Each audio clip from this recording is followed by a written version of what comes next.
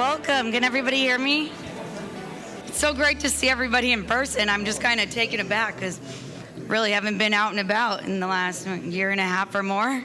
So welcome to our 20th anniversary of the Ventura County Housing Conference. Yeah. Now I'm going to turn it over to Karen Frazier, who she's the girl that really made it all happen, or the woman, I should say. Yeah, and that made it all happen, too.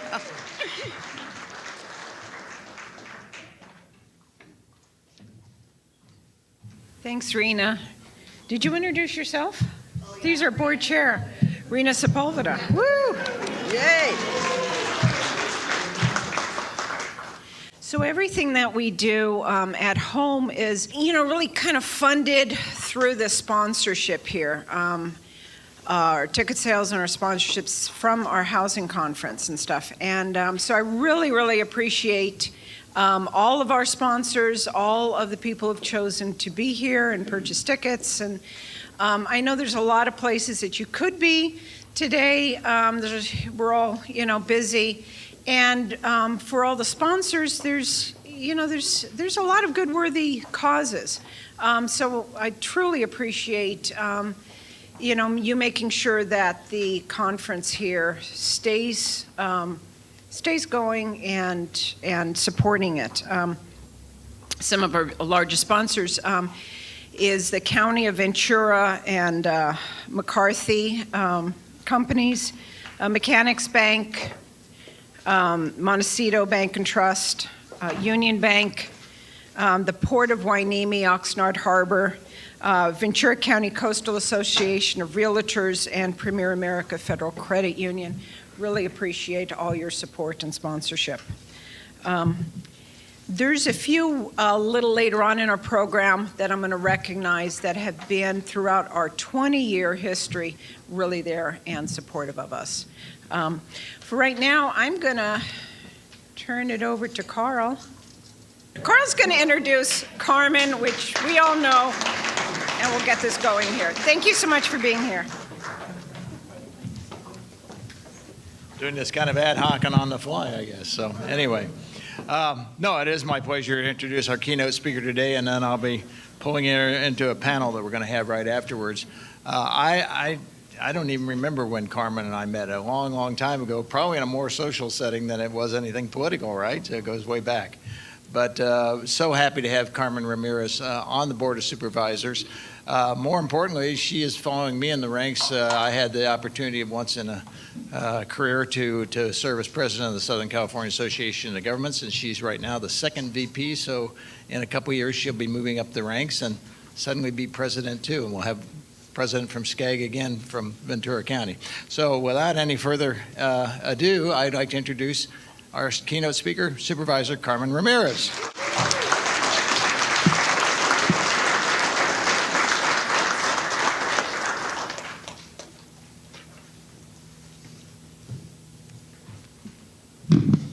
Good morning. And as we like to say in this town, buenos dias. It's really, really amazing to be here carrying the title of Supervisor. Just a few short months ago, I was under the thrall of Alex Nguyen, our city manager over there, who's not wearing his mask. You and Andrew, you got to follow the rules, guys. Okay? Thank you. Yes, we have to do this to protect our community. Thank you so much for your leadership, everybody. I've worked on housing issues my entire legal career, so I'm going to give you a little bit of tales from legal aid. And I know some of you knew me back then. Karen Flock, amazing housing developer, worked at Cabrillo for a long time, now Ventura Housing Authority. And I'm sure there's some others who have a legal aid background. We spent our time trying to save people from the abyss of homelessness or just a disaster for their family. And I think it's relevant today to get a real sense of what it is like to the trauma of suddenly not being able to continue living in your home, whether it's a home you owned and fell into default with your mortgage because of circumstances, or it's your rental that maybe wasn't the best place to live, but it was home, and then suddenly the owner, whether it's a corporate owner or an individual or mom and pop, decide they have other plans for it. And what you have to do to try to stay there or find another place where you can take your children who are in school, and you're going to have to disrupt all that. So I have a couple of stories from those times, which really, I want to say that as a person who grew up in San Gabriel Valley and in a neighborhood that I loved, but was very much like the Colonia in Oxnard, I could really relate to my clients that I had at the legal aid programs, Long Beach, Oxnard, even Santa Barbara, and certainly all over the county, when people are, you have a basic roof over your head, everything's going good, the kids think everything's great, and then suddenly the rug's pulled out from under you. When I first began my career in this area, I was one of the attorneys representing folks who were doing a rent strike in Santa Barbara at a court property, which was pretty cute from the outside, but when you went inside, there was problems with foundation falling in, holes in the walls, vermin, and the interesting thing was that it was owned by a landscaper who had beautiful properties everywhere, and he fit the definition which his attorney provided himself. He said, "My client's not a slumlord." I said, "That is the word I am looking for. Thank you for speaking it." And the people there decided they weren't going to pay rent anymore until this gentleman brought his property up to the standards of California habitability, which is 1942.5 of the California Civil Code, which says it doesn't have to be beautiful, but you have to have running water, electricity that works and doesn't electrocute you or your children. The roof can't leak. There have to be screens on the walls. The plumbing has to work. There has to be adequate receptacles for trash. Some basic things. It doesn't have to have pretty paint or brand new carpet, but those things. These folks went on about a 6-month strike, and then they got eviction notices, and we went to court to defend, and we won. The people, all the money that had been saved in escrow went to fixing the property and not to this gentleman's bank account. And I just felt so good about that. However, that really wasn't the best result for the people. What they really needed was some stability. And that's why I was so proud to join the board of Cabrillo Economic Development, which built housing for people. Some of the people you would never think would ever be able to own a house or live somewhere stable. And back when, and there are many stories about this, the farm workers at Rancho Sespe in the Santa Clara Valley decided they wanted to be represented. They were farm workers. They were picking citrus. These were not seasonal workers. These were year-round workers. They had housing associated with their work. They and their families lived there, some of them for a couple of generations. They decided they wanted to be represented by the United Farm Workers.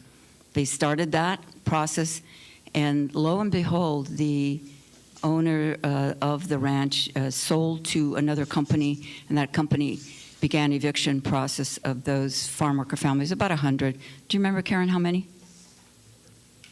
Over 200 families. My memory fails me.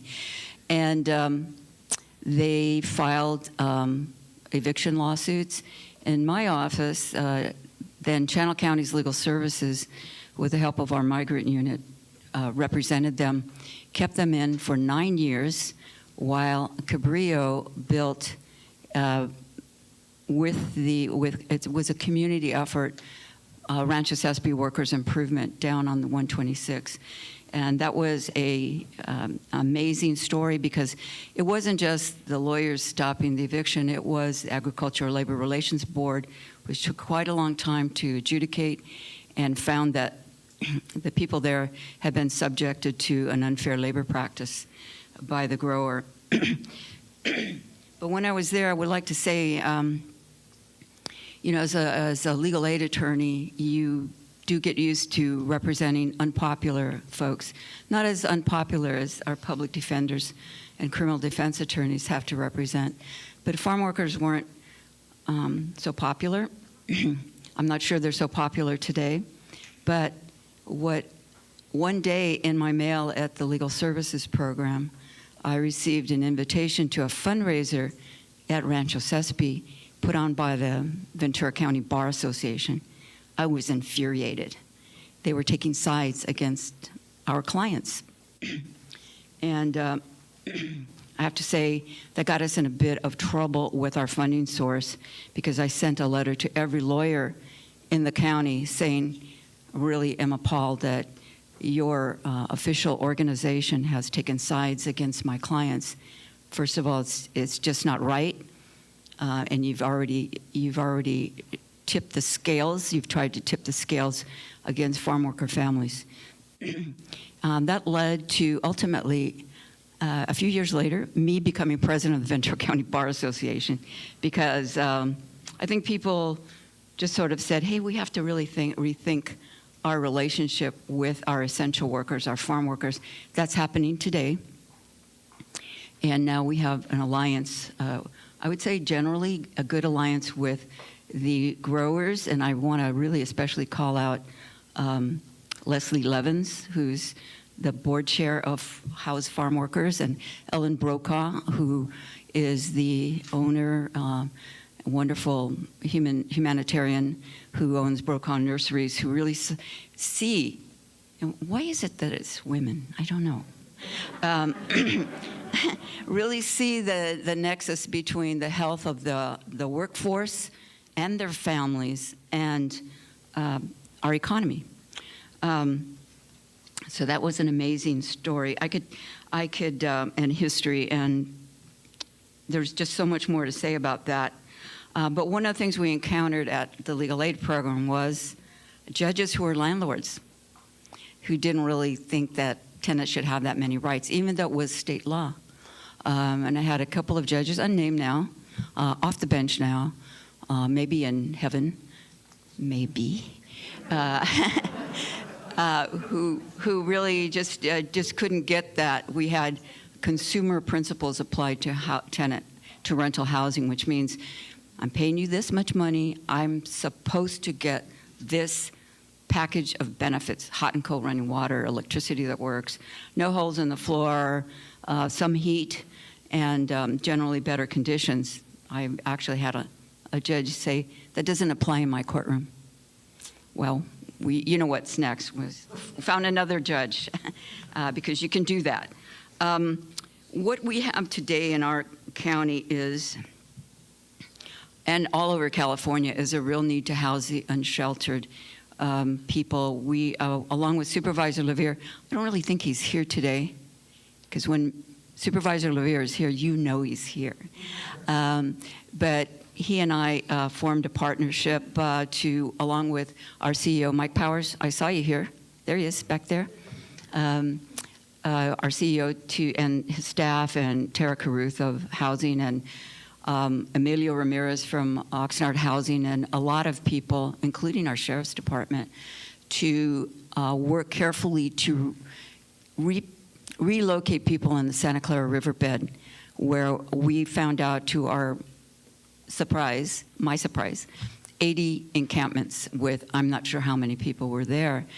And for me, I think of what happens when that river's full. You newcomers to Ventura County may never have seen the river raging with water up to the train trestle. How many people have seen that?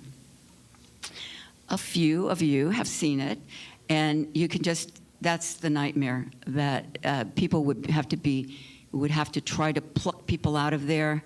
You'd have to try to get people out, but there would be probably casualties. And I'm always thinking of headlines. I don't want that headline. Alex knows this. I don't want that headline where we didn't at least try to do something and not have the accusation, where were you? What were you thinking? Why did you ignore this problem? So we're not ignoring the problem. But this is the big issue. We don't have any place to take people. We don't have enough places to take people. I think the city of Oxnard and now Thousand Oaks looking at purchasing a building for a motel to house unsheltered people. Ventura's done this very well, City of Ventura, with the county's assistance. Thank you all. It's just still not enough. We don't have enough rooms for people. And how many people are familiar with the Boise case? Okay, so I get to talk about it because not enough of you are.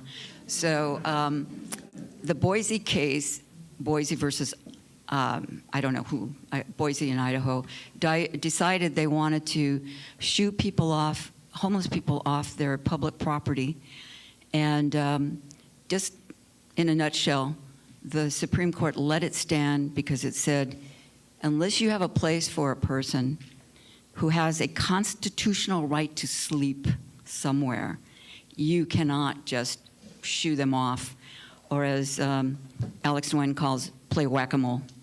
You have to let them stay there until you can provide. So that's what has been the reason that I have to tell the private property owners who call me and call the other supervisors, call your city council member and say, hey, somebody is on the sidewalk in front of my business or in front of my home or in the park.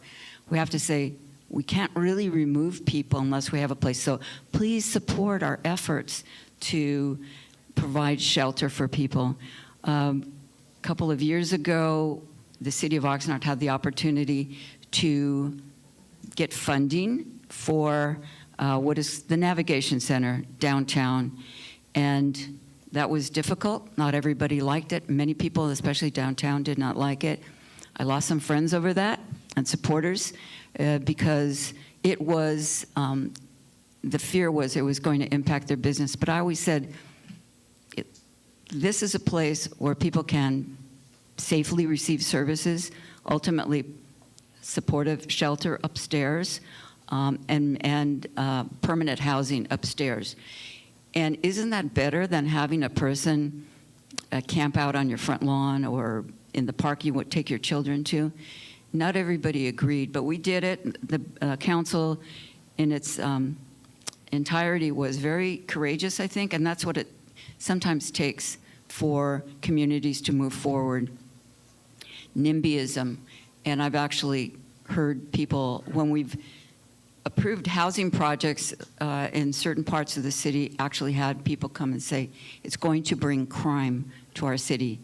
To me, it's just inexplicable why somebody would think housing people, permanent housing, rental housing, yes, would bring crime. On the contrary, I think. But people are afraid, and that's where you come in. We have to get people over their fear of housing people. These are our neighbors. These are, as someone would say, the least of us, the least among us. And some of us who believe in certain principles, believe that's our role here, to be our neighbor's keeper and to welcome the stranger and house the homeless and feed the hungry and visit those in prison. I remember that from somewhere. And we have to do it because, you know, it's not just helping those people, it's helping our entire community to live a better quality of life. Those folks, there is a cost to not doing it, and a lot of our communities have seen it. And again, what kind of community, what kind of society do we want to be? The big problem, of course, is the income inequality in our whole society, in our county. And I think we're making strides to bridge the gap there. But housing, the rent burden that many families have is just simply too much to retain housing. The other thing that's happening is we are not building enough. Yes, I know we have SOAR, Save Our Agricultural Resources, which I totally support.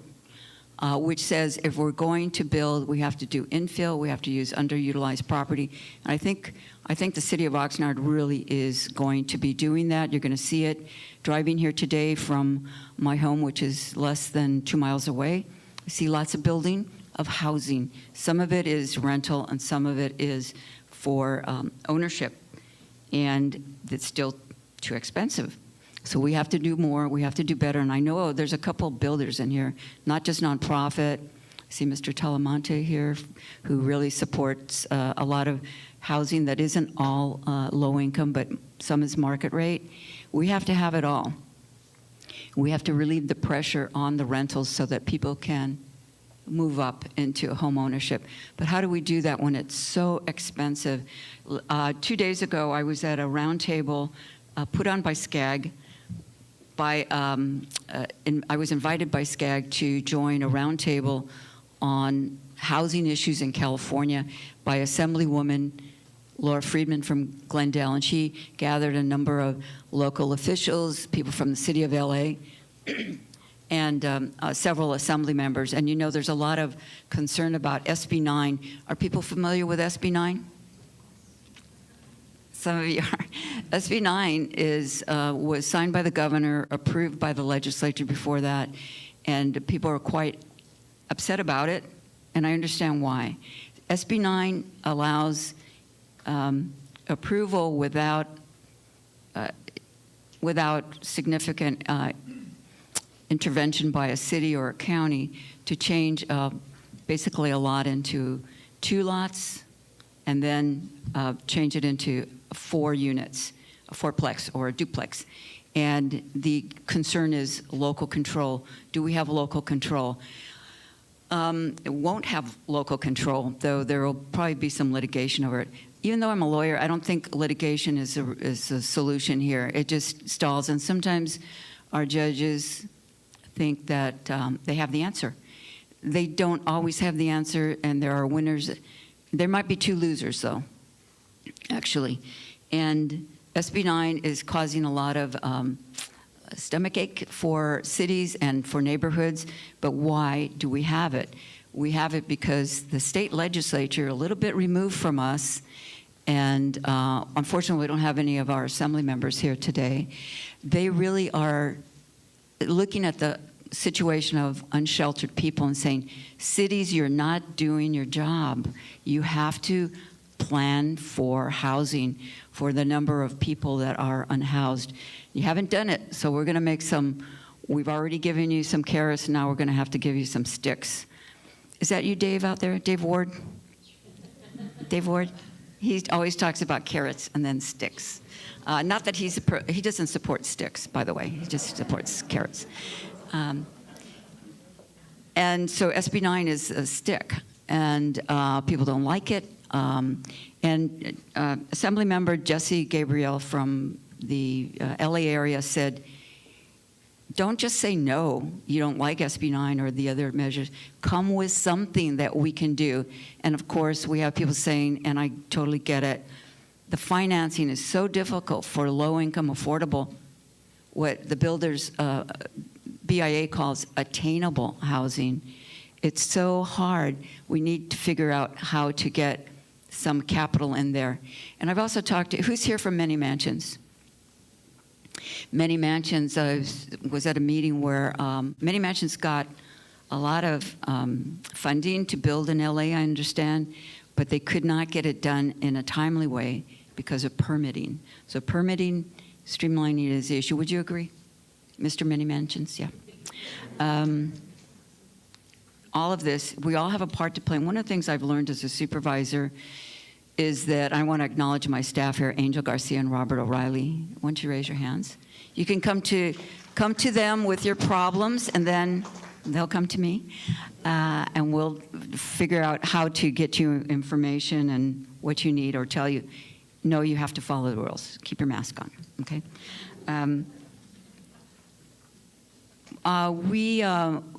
We have to try to find a way to support the county's efforts, the city's efforts, and come to your city council or your county forum, if there is one, where people are opposing affordable housing or a project or putting roadblocks, unnecessary roadblocks. And that's what sometimes is missing. We do hear from the faith community many times. We hear from homeless advocates.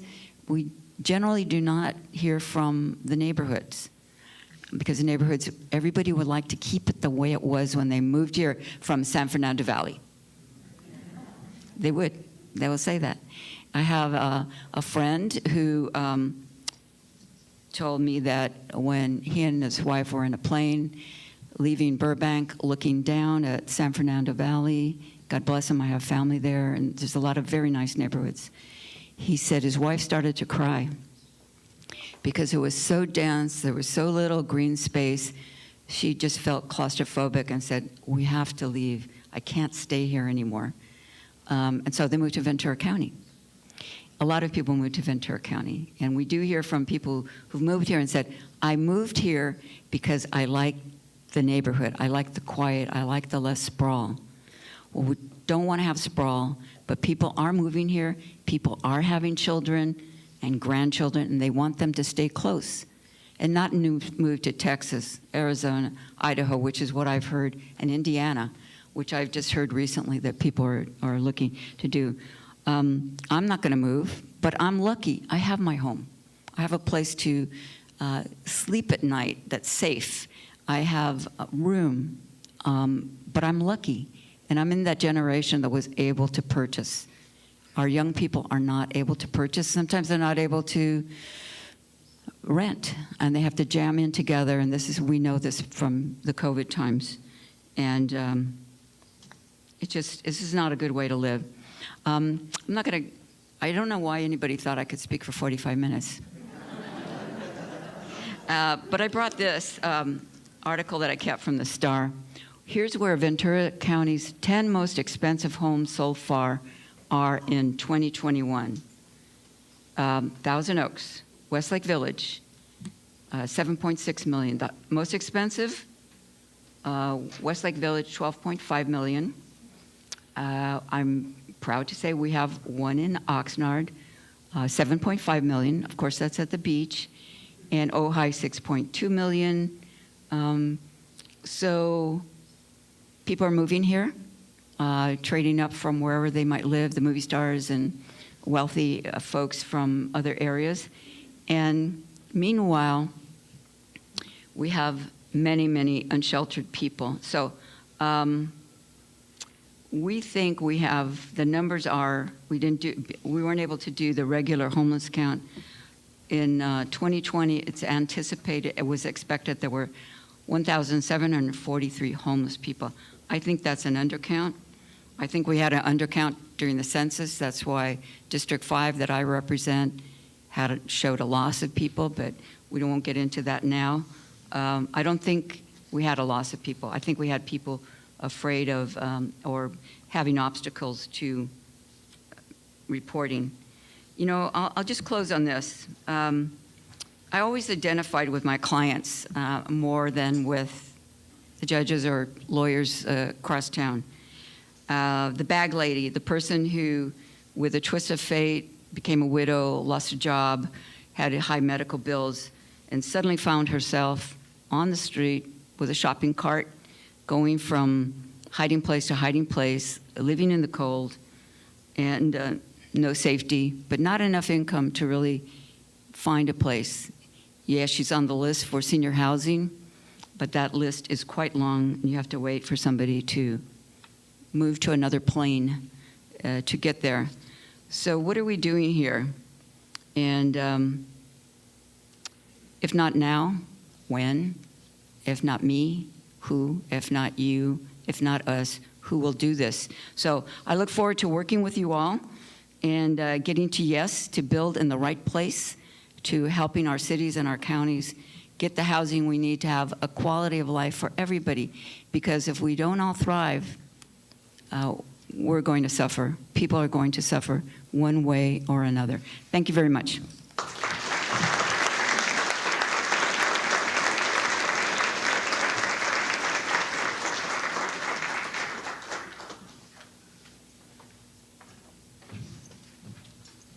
Thank you, Carmen, and we're not going to let you get too far away because we're going to go into our panel here.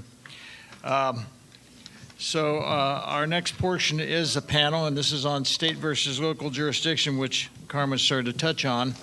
Have a little change in our program. When you deal with state legislators or federal legislators and you ask them to participate, something always intervenes, Murphy's Law, and we lost Assemblymember Irwin.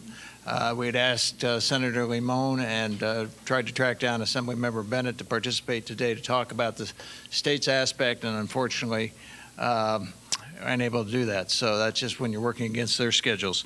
But to that end, we're going to have a panel that consists of Alex Nguyen, who's the city manager from Oxnard, Andrew Powers, who's the city manager from Thousand Oaks, and Jeff Mitchem, who's the community economic development manager from Santa Paula. So if you'd like to come up and join us at this table, and I'll bring Carmen back up. She's going to kind of wear a dual hat here. There was a fair amount of housing legislation this past year. And it seems to be bubbling up from a level of frustration with the state and what's going on in local jurisdictions. I think it's kind of funny. The city of Ventura is going through its general plan update right now. And we were very active in that. Gee, it's almost been 20 years now, 15 years. And I have a whole bunch of paperwork that my wife would like me to get rid of. File box is full of stuff. But it's funny because we were saying the same thing 20 years ago. Housing particularly is one of those issues that continues to be something that keeps bubbling up. So I think we'll start here with all the panelists and kind of just go down the line, and it doesn't really matter where we start. We start with Alex and work this way.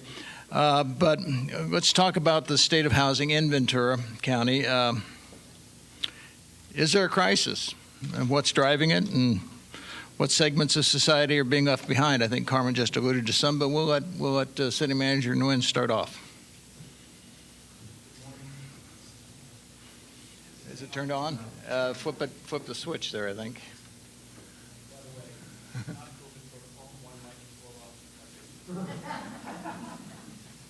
Do we have any handy wipes here? Testing. You're on. We're on. Good morning. Hi, Carmen. Thanks for chastising us about our mask.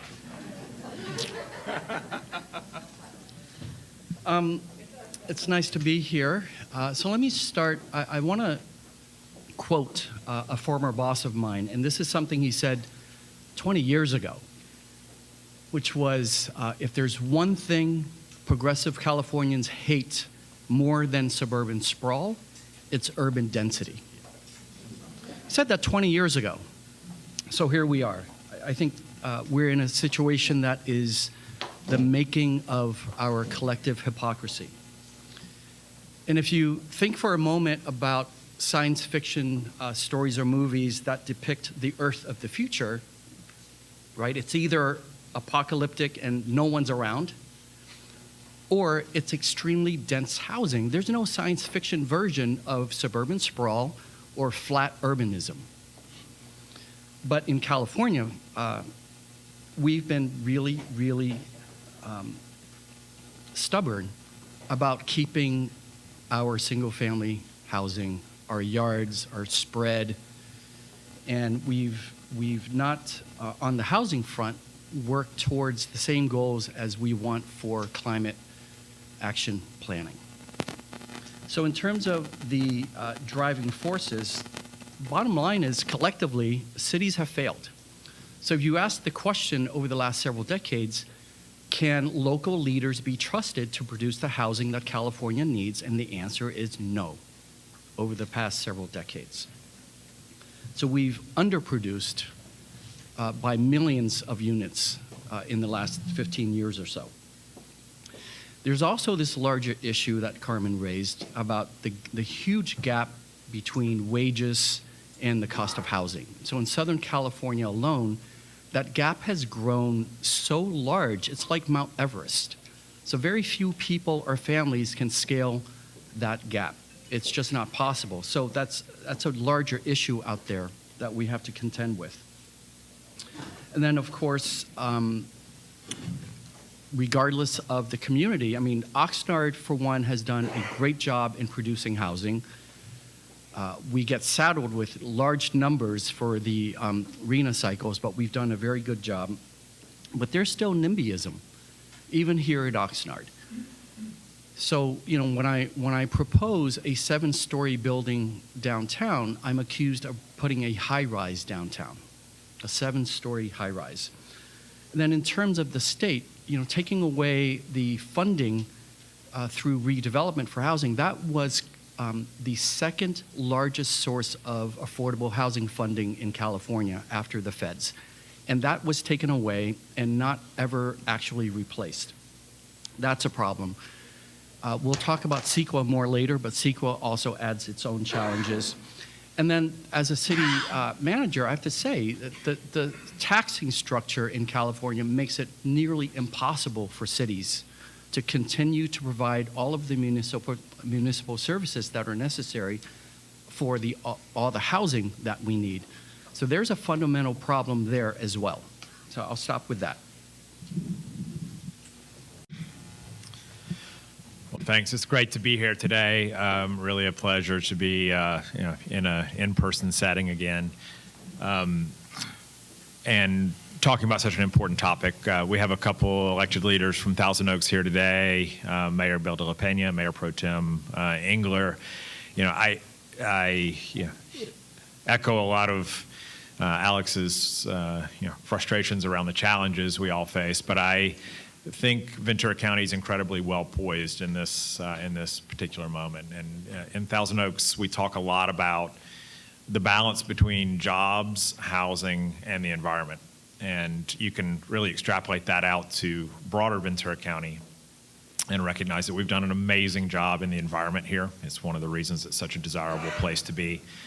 We are doing an increasingly good job on the jobs front between investments in our agriculture industry, manufacturing industry. But if you look on the West County with the trade desk and high-tech investment that's happening there, and you look on the East County and really a renaissance in biotechnology investment, creating a future job spaces for us. We're doing a fantastic job in creating a new jobs economy.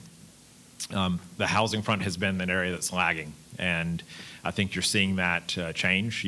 I reside in Ventura. I spend my professional life in Thousand Oaks, and so I drive a lot of this county very frequently. And you see, as Supervisor Ramirez said, you see a lot of sticks coming out of the ground in a lot of different places. You see a lot of quality investment that's happening, both on the commercial side and the residential side. And we're really at a turning point, and I really try to focus on where we are today and where we're going forward. And so I'm very hopeful with general plan updates happening across all the most of the cities in the county as they contend with additional state mandates and other things. There's investment that's happening in the right places, and it's not in a sprawl setting, but happening in the right places in a measured fashion to try to help balance that inequity that exists today. We have challenges at all levels of the spectrum, between those that are unhoused to those that are trying to get a leg up and get into affordable housing, to those that are trying to make their first home purchase. And investments are needed at all ends of those spectrum, because in that triangle of jobs, housing, and the economy, that's really quality of life in the middle. And when you're balanced out on that, it's really what helps us. And so I'm optimistic about where we are. We've got some real challenges out there, and planning at the local level is where it starts. There's a lot of noise about Sacramento and the challenges that are being put on us as local cities, but the best way to address that is to focus on good quality local planning and investment. Thank you all. It's an honor to be here. As a relatively recent transplant from Portland, Oregon, 3 years now, I can honestly say I'm much warmer and drier. Thank you for that. I live in an unusual situation. I sold a home and drove the wrong direction with respect to housing affordability. I should have driven far north of Portland, Oregon to afford the equity trade-off between what we sold and what we had options to purchase down here. So I bring that anecdotal experience to this challenge daily in what I do, which is really counter or trench warfare, honestly. I see this daily, where I am experiencing both personally and professionally the consequence of producing more human beings than we are producing rooftops. Is there a crisis? Absolutely. Are we past a tipping point? Potentially. Can we build our way out of it? We must. So I'm excited about this conversation. I would hope that we all take this forward, this rhetoric that is, and make it more than that. Take it home, take it to your workplace, take it to the grocery store, take it to the gas station, and continue these conversations. Otherwise, the problem will get much, much worse before it gets better. While you're at it, talk climate change too. Thank you.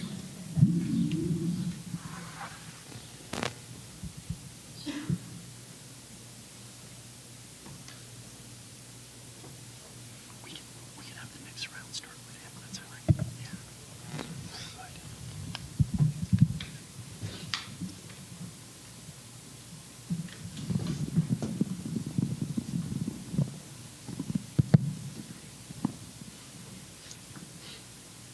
So the question is why Sacramento's pushing all this stuff. And I think, as I mentioned, Jesse Gabriel said at this meeting I was at, he said, we have to do it because cities are not being responsible to allow for building. So we have a homeless crisis and people are screaming about it. I was at the State of the State meeting in 2019. I think it was 2019 when Governor Newsom, he had just been elected, in his first presentation made his entire speech about attacking the homeless crisis. And it was a time of feeling optimistic about that, and then we know what happened. We had COVID came and ravaged our country, our county, our city, and things went astray. And we saw that we couldn't even put people in the same shelter. We couldn't put the same number of people in the shelter in Oxnard because they had to be distanced. So I think the state assembly members and senators are a little bit removed, and I won't, speculate too much on where they're at. Laura Friedman herself voted against SB 9. Maybe that's why she was brave enough to come to this meeting with local people. But it's like, what are we going to do? Because we've asked cities to provide the housing. And I actually got to be in the RENA appeals, Regional Housing Needs Assessment appeals at the beginning of the year. And it was several days of hearing appeals from cities and a couple of counties all over Southern California region. SCAG is 6 counties, and 191 cities and 19 million people are in the planning area. Many cities did not like the numbers they got. I think Oxnard got 8,000, 8,549. Got to build in the next 8 years. Plan for it, not build. And if you don't plan for it, then you've got the sticks coming at you. And Camarillo, 1,376. Ojai, 53. What happened? Port Hueneme, 125. Thousand Oaks, 2,621. That's a challenge. And but these are the numbers that come down from HCD.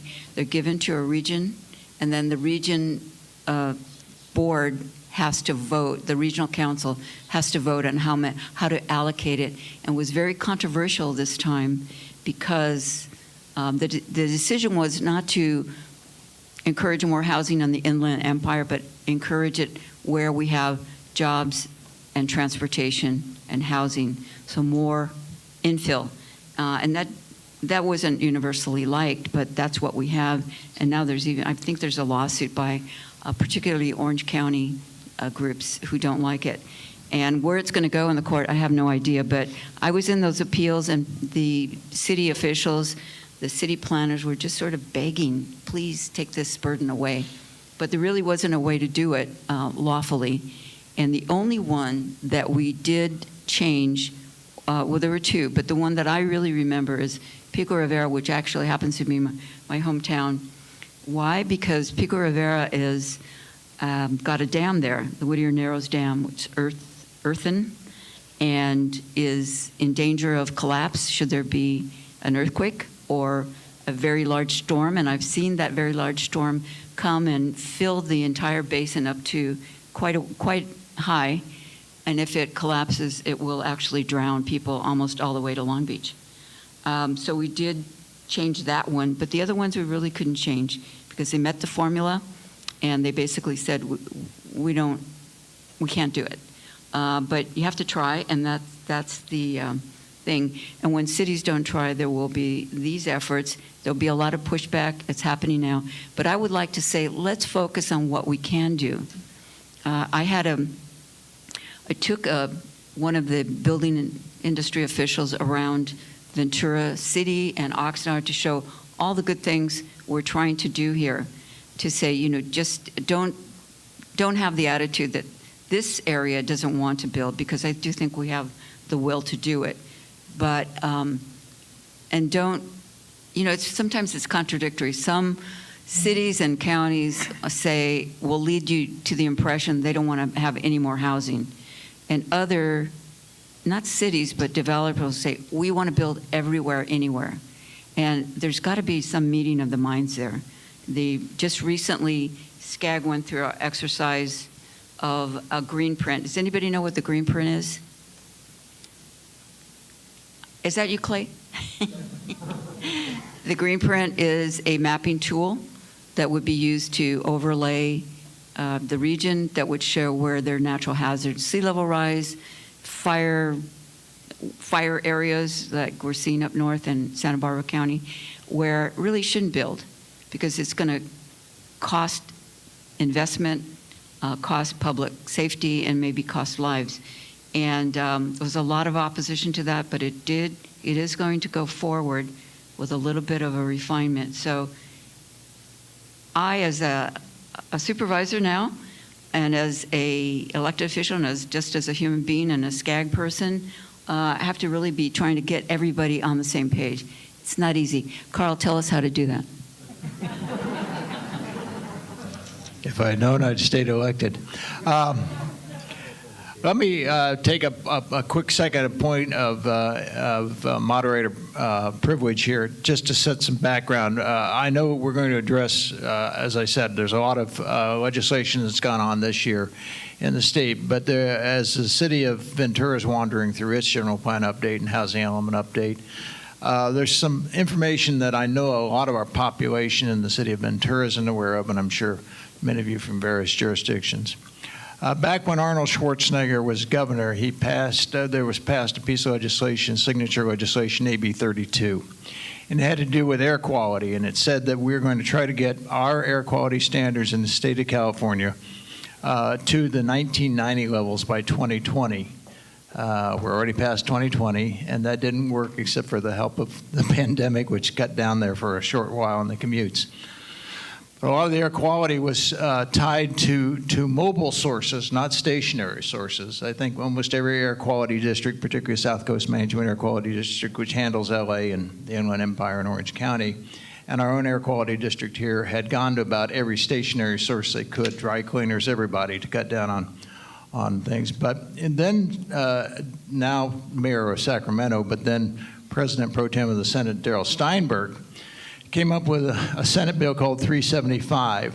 And 375 was trying to address this jobs housing imbalance. It was causing all the commutes. We had all this distortion. Jobs were being created one place. Housing affordability was too much. Particularly saw this in LA, and everybody moved to the Inland Empire, and then you had this major commutes for 2 and 2.5 hours out of Apple Valley and wherever else.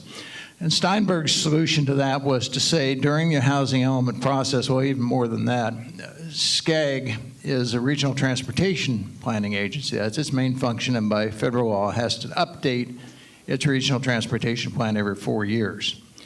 Steinberg said to every community, you have a housing element. It's the one of the 7 housing elements in your general plan. It's the only one you have to update every 5 years. Well, he said you can update it every 8 years, but you got to tie it into this regional transportation plan. And you have to go along with the Metropolitan Planning Organization, which in this case for us is SCAG, when they give you these numbers, then you have to go along with that.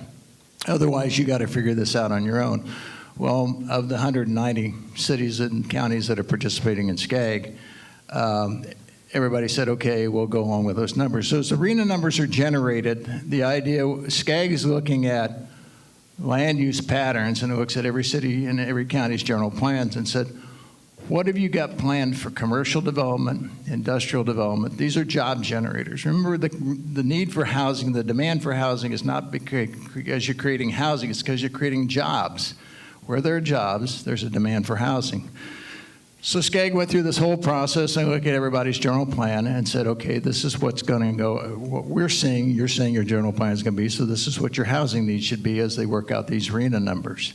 And there's always been a fight, and this is what, the 6th cycle of the RENA. I was in on the 4th and had to sit on an appeals body like you, and on the 5th as well. And the idea is that, you know, SCAG is the bad guy. They're not. All these numbers start up at the State Department of Finance, which has demographers up there. The demographers look statewide and see how many people are living, how many people are being born, how many people are dying, how people are moving in, how many people are moving out. And the fertility rates of women, by the way, millennials and Gen Xers, when you get to Gen Z, that's going to be a very small cohort in the Python. So there's not going to be a lot of reproduction going on here, I don't think, as people get busy. Anyway, so based on that, that's how SCAG helps put out the numbers based on what your intention in your community is for your job creators. And so that's the demand for housing, and that's where that comes from. So what was going on, though, is, again, you've always had to plan for housing, but you never had to do it. And it seems to me that the frustration on the part of the state, and we'll kind of bounce this around here, but the state has gotten a little fed up with some communities, and there are some very, very bad poster children out there, Rancho Mirage, Rancho Palos Verdes, who say, yeah, it's nice to have the people come in and blow our leaves and do our lawns and take care of our kids, but we don't want them living here. And the state kind of got fed up with that and said, okay, you've got to plan for all kinds of strata in your housing element. And you also got to plan for trying to cut down on commutes, because that leads to the air pollution, which was the whole driver of a lot of this to begin with. So that's kind of background material. That set aside, the state has now come down with these 2 particular bills that are causing a lot of angst to local jurisdictions. And having sat on the League of California Cities for a long time, I know that, you know, the rule in the League of California Cities is local control first. But we now have to face what we're going to do with SB 9 and SB 10, particularly, which are now saying, you know, kind of following what happened in Minnesota, which says they don't even have single-family zoning anymore. They basically eliminated it, so you can build more houses on your lots.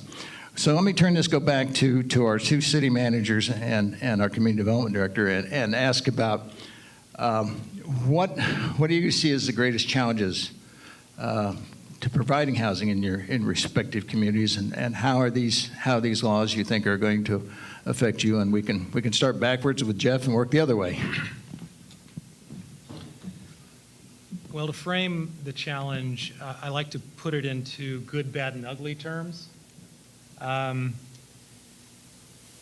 good's the easy part. The practice that I like to surprise people with, regardless of the audience, of the organization of the meeting, I like to do a raise of hands, and I'd like to do that right now. So I'd like you all to raise your hands if you would like your housing to be more affordable. If you didn't raise your hand, raise it now. Okay, we can talk offline. There's another conference for you guys. That's the good part. We all get it. I think we're all preaching to the choir here somewhat. What I find, and I touched on this a moment ago, but what I find most challenging is how we take this inertia and move it forward into action. That's the downside of this. That's where it gets a little bit ugly. There's the bad side, which is systemic opposition, innovation or a lack of innovation culture within our organizations.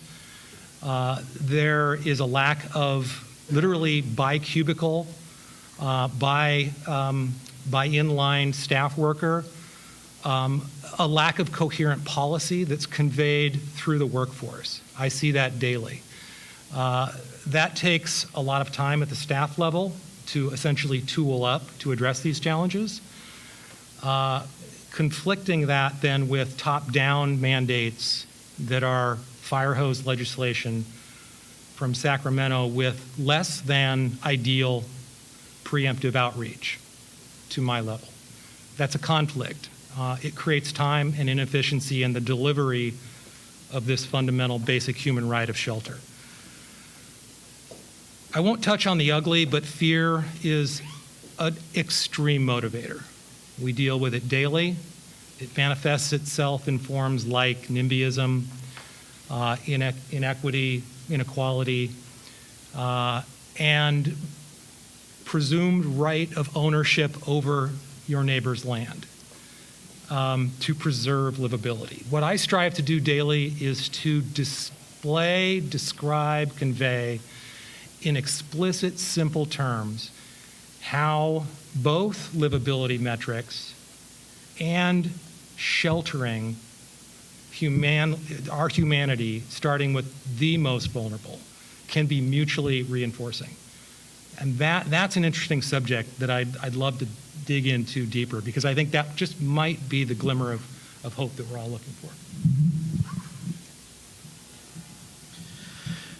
Well, I certainly agree with Jeff's characterization on the fire hose, legislation component. And we're talking about SB 9 and 10 right now, but a couple of years ago we were talking about ADU legislation and so on. So from someone in the chair as an administrator and implementing policy that's put forward by the policy makers at the city council level, our focus is really control what we can control.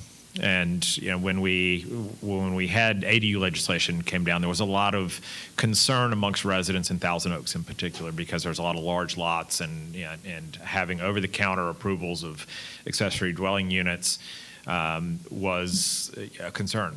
We didn't see a massive overrun of accessory dwelling units, and the main reason is because they're expensive. It costs a lot to build it. When you take SB 9, SB 10 is an opt-in, but you take SB 9 and you start to look at that and really back into it. The areas in which SB 9 is going to make an immediate impact are not going to be in a lot of communities in Ventura County. Land valuation alone is going to impact that. And so my preference is to look at, okay, where can we make an impact? And with cities across this county, updating general plans, land use maps. In Thousand Oaks, the first time we've done a comprehensive general plan update since the original one in 1970. And the council took that bull by the horn and are actually going through that process right now. It's a huge undertaking when it's been that long of a period of time. And the council's wrestled with changes to that land use map and really centered future investment in housing along the 101 corridor in areas that are ripe for change. Like most cities in Southern California, we're overbuilt in the retail and commercial setting, and now post-pandemic in the office setting, and those are going to be the areas in every one of our cities that are going to change. And if there's not a plan for it, if there's not a change effectuated on those maps to steer investment in those areas, then we're not going to be able to capture the potential upside. Then it goes down to the policy level of creating inclusionary housing ordinances and practices that allow for investment at all ends of the spectrum, from very low income, moderate income, affordability standards, and general market rate housing, which is needed to continue to drive our economy forward. And then the final piece of that is continuing to make the investment for those that are unhoused, and putting the capital in place and leveraging the state and federal dollars that are out there so that we can address that priority as well. And I see cities across the county that are making those strides in that direction, and policymakers that are making difficult decisions to do that. And I feel like now is the moment for us, because of all these confluence of factors coming together, that we have an opportunity to make that change. Thanks, Drew. Yeah, I think in Oxnard, we also don't believe SB 9 and 10 will play that large of a role, certainly not in the near future. And if you look at just in recent history, there have been, 25 or more housing-related bills coming out of Sacramento, and in the aggregate, how effective are they? So we're not that concerned. Also, in terms of enforcement, I mean, the state recently passed rent control. Now, someone here tell me how the state's going to enforce that.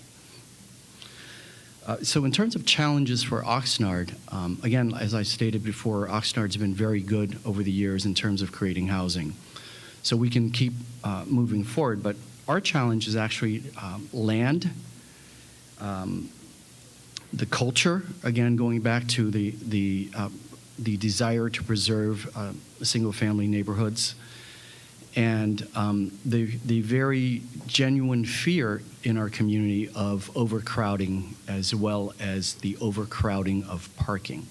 So it's really going to come down to project by project and neighborhood by neighborhood. But land is actually a real constraint in Oxnard. Oxnard's a very small city geographically. Right? We may be the most populous in the county, but it's under, I believe, 30 square miles, and of that, last time I looked, only about 18 square miles are for residents. So we've got 210,000 people on 18 square miles. Nobody wants to go up, so that's a problem, and it's already very overcrowded in many of our neighborhoods, and especially because the cost of housing is so high. We have so many families doubling and tripling up in units. They all need cars. And then in some of our more affluent neighborhoods, there are people who just, I guess it's a constitutional right to have 10 plus cars. So there are people who have, I have one neighbor that has 11 cars. So there are real fears and concerns about overcrowding. So those are going to be our challenges as we proceed. Thank you. Let me reverse the direction. I think we all recognize that there's a housing crisis, and we know that the state's trying to figure out a way to do this. And as Carmen has pointed out, that this comes from, I don't want to say that they're divorced from reality, but something happens to even local elected officials once they get elected to the state. They seem to forget where they came from or something once they're up in Sacramento, and so they pass these lofty bills, and we all know the road to hell is paved with good intentions. But what would be some good solutions? And we'll start from Alex and work back, and then I'll go over here to Carmen. But instead of this kind of stick approach, which was kind of where, I don't want to say Steinberg was coming from when he did his bill, but trying to incentivize what can we do to address some of these issues, and particularly address the wealth gap and the people that are being unhoused. So we can work from Alex back. So understanding the state's frustration with cities' performance over the decades, again, more than half the cities in the state have produced no affordable housing units in recent years. So, Jeff, I think you mentioned the fire hose legislation. We refer to it as using a meat cleaver when you need a scalpel. So one of the key things is we know the state has a lot of funding, but the funding mechanism for affordable housing is it's like you have to be contortionist to get a project to happen these days. The whole affordable housing regime in California has just turned into a fetish that produces no pleasure. It's so frustrating for me. So one thing the state can do is make the money more directly available and provide it to cities based on their performance. We're not competitive enough to go after grants and win grants where the criteria are good transit, because we don't have it, or existing density, because we don't have it. So we're always going to lose out to those cities that have good transit and already have some measure of density. So it's not a level playing field. The state also needs to make the funding tied specifically to affordable housing, not just creating housing, period. Right? We've got to have a focus on affordable housing, at least for the next 10, 15 years. So that would be really important. And then the various measures that help to streamline the production of housing, that quote unquote take away local control, also should be specific towards production of affordable housing, not just all housing. I think that would really be helpful.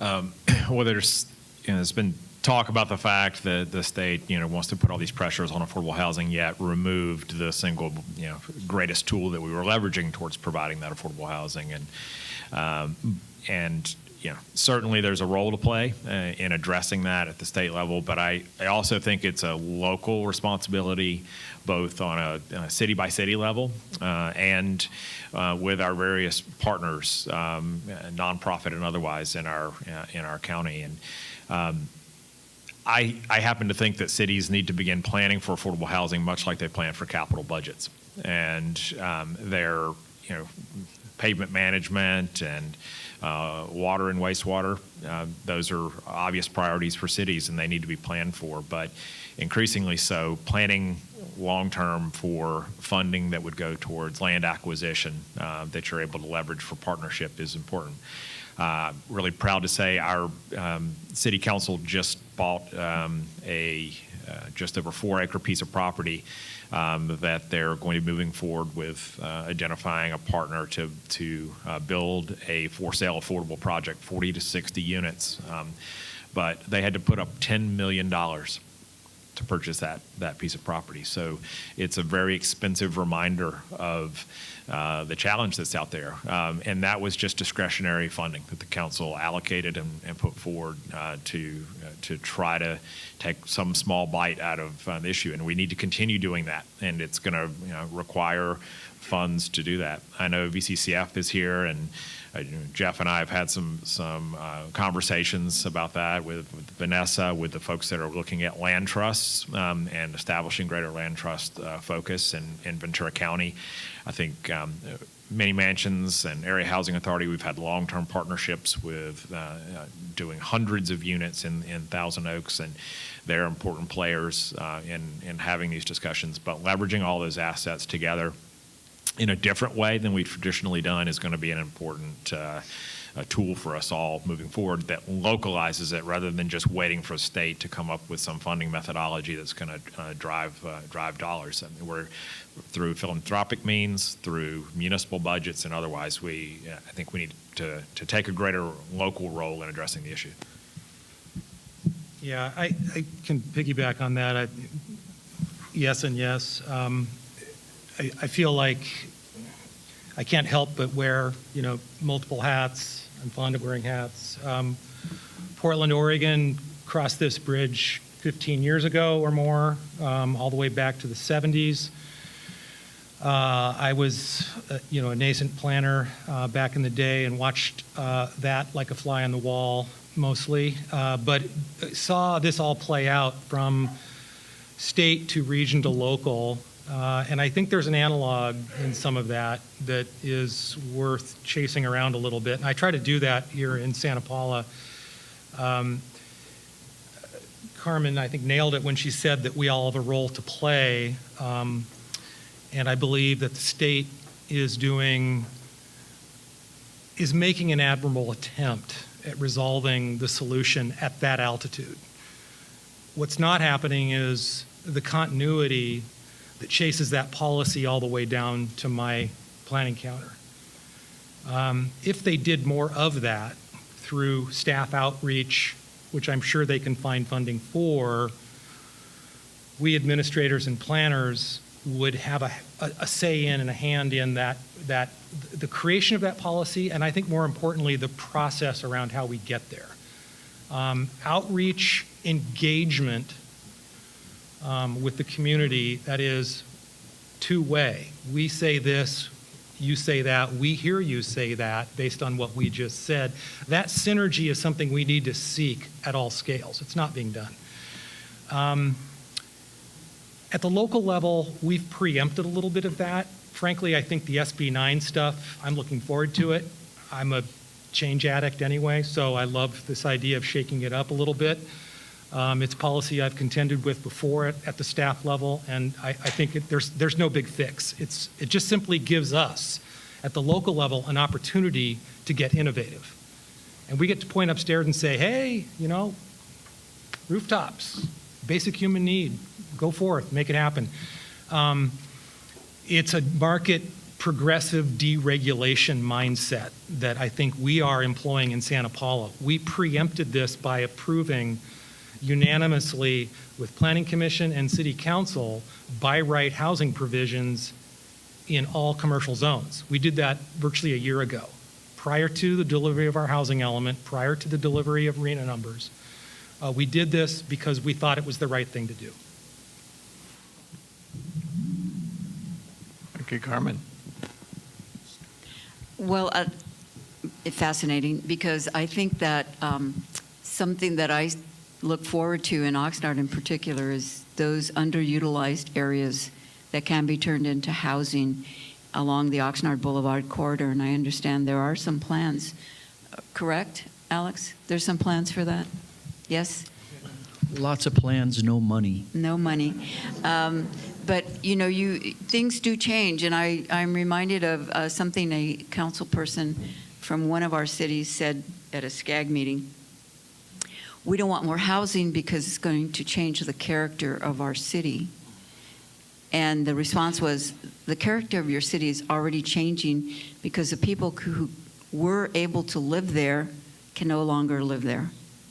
So it's going to change, so we need to face it and get ready for it, take the opportunity. I do think we have to listen to the young people of our community who really don't want to live in their cars, don't want to live with mom and dad.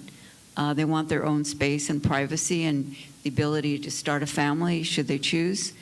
And there's a pent-up demand for that.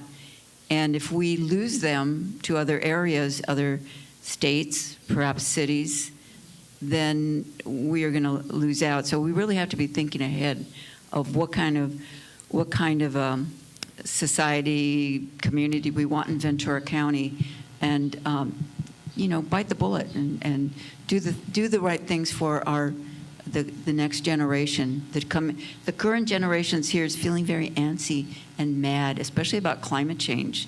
That's why I think it is one of the most important issues. We cannot look away from it, what it's going to do to our lives and our cities. I think we have to go up.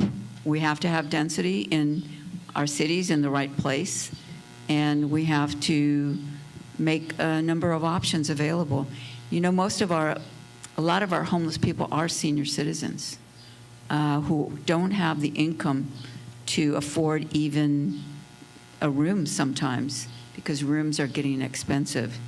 And we just can't tolerate, and again, there's a part for everybody to play. We can't tolerate seeing senior citizens lying on the sidewalk or with their bags, and we're seeing it every day, everywhere. One of the struggles we had in Oxnard was with Amazon, if I could speak that word, because people didn't want to have Amazon here and very concerned about what it would do. I personally think it's quite an unpleasant looking building, but there are jobs there and they will have benefits, and it is a start for people who don't have that, because those folks live in Oxnard. They won't be, generally speaking, coming from outside the county to work at Amazon. So it's a start. And sometimes you have to do things that you don't really like because the ideal is just not available. So I'm looking forward to those retail spaces, underutilized huge parking lots. Office space right now is a bargain if you need an office. A lot of people found out they didn't need an office. So I've asked, can we turn some of those places into housing? It seems like it would be doable, but I'm not the planner or the developer. So being creative, I think, is really important, and getting out of our habits and structures to think about the picket fence and the ranch house. It's just not going to work for the future for many people. Thank you. Lightning round, because we got to end this panel. But one of the things that and Carmen, you can attest to this. Sometimes when I was both on the board for the League of California Cities and on SCAG's executive team, there a lot of push from a lot of the communities saying, let's get rid of CEQA. CEQA is being used and abused as a tool, and we certainly have seen cases of abuse where even something as silly as design review, and whether it's being abused by unions, and I'm an ex-union member, there's no offense with that, but the labor unions or whatever it is, if you want to stop something, you try to use the California Environmental Quality Act. So on one hand, SCAG was calling for reform, the League was not. But lightning round, let's start with Carmen, we'll run back down. Is there problems with CEQA slowing down the development process, and should CEQA be reformed? If so, how? Well, I'm told it is, and that's one of the complaints about the green print, that it will be used as a hammer to stop development. I don't know that it will. I think anybody could be sued anytime for anything, so that could happen, and it probably could be streamlined to make sure we can eliminate those facetious efforts. But we do have to have environmental quality, and especially now in this time of climate change. So let's try to be reasonable about the whole thing. I think the one thing I would say in terms of that reform, because obviously it's got to happen in Sacramento, one thing would be good if you could only use CEQA and sue on the actual environmental reasons. So that could be streamlined, and then if the rules could be consolidated in a way that there's only one lawsuit, any project has to be concerned, rather than multiple lawsuits that are the potential. That would be helpful, but again, that's in Sacramento, so I'm not going to worry about it too much from this chair. I would say a couple things in terms of the premise of this panel, local control, state versus local control. I mentioned earlier, it's really going to come down to project by project and neighborhood by neighborhood. And if you want to exercise local control, it really ends up ultimately in the lap of the elected officials, right? If a project is contested, it will go through the Planning Commission. It may or may not be appealed. It'll end up with your electeds. And that's what it's really going to come down to, project by project. And we see that happen over and over. Carmen had mentioned the new Homeless Solution Center in downtown Oxnard, which would be, I think, the first in the county brand new center of its kind, where you've got 110 shelter beds, some office spaces upstairs, and above that, I think it's 56 units of permanent supportive housing. That was a really, really contentious battle. And I have to say, at the time, Carmen was actually in an election, right? I mean, talk about a very difficult time to take a very difficult vote, but she was the driver to carry that and to deliver that project. But that's really what it comes down to, because if you want local control, you've got to take it. It's not something, it's not worth debating with Sacramento about. It really comes down to those project by project, neighborhood by neighborhood. Thanks.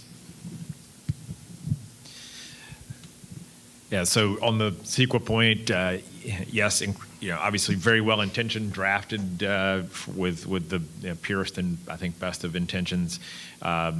Climate change is a real scenario we're all contending with.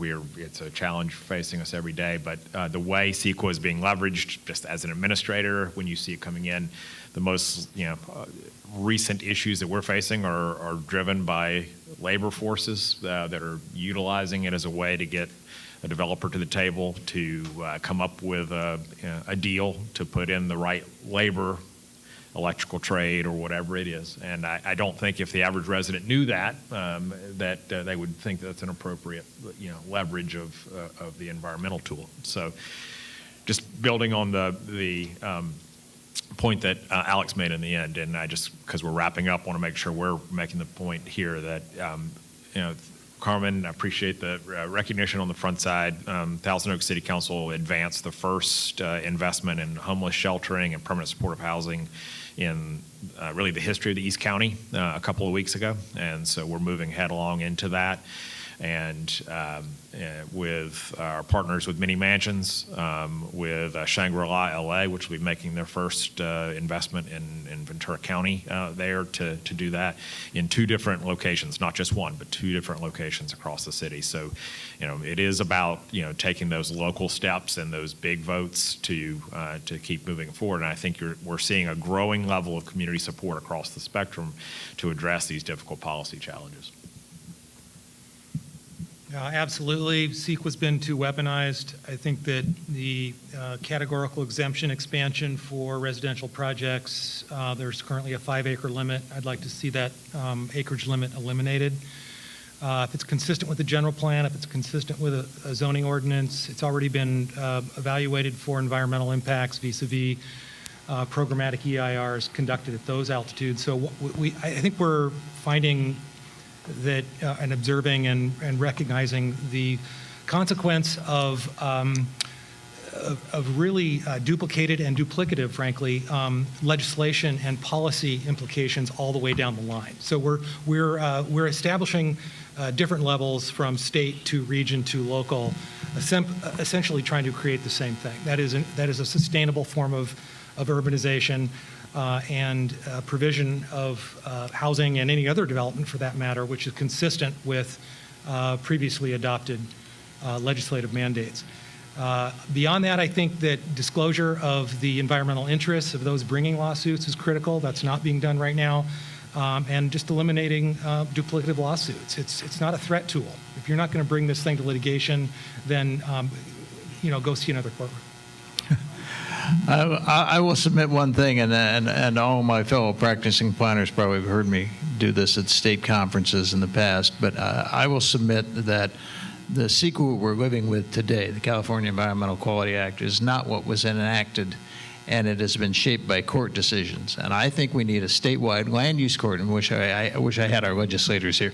We need a statewide land use court with judges who understand land use law, as opposed to judges who've made decisions that are used to making decisions on divorces or traffic issues or whatever else, because those guys don't understand land use law. But once that decision is made and locked in, we've had to live with it. So the CEQA that people bitch about at local levels being utilized in the wrong way has been shaped by all these decisions by the courts. It's not the CEQA that we started with, and I still submit that someday, and I'm going to work on our local legislators so we can get this done, because I think we need a statewide land use court with people who understand land use law.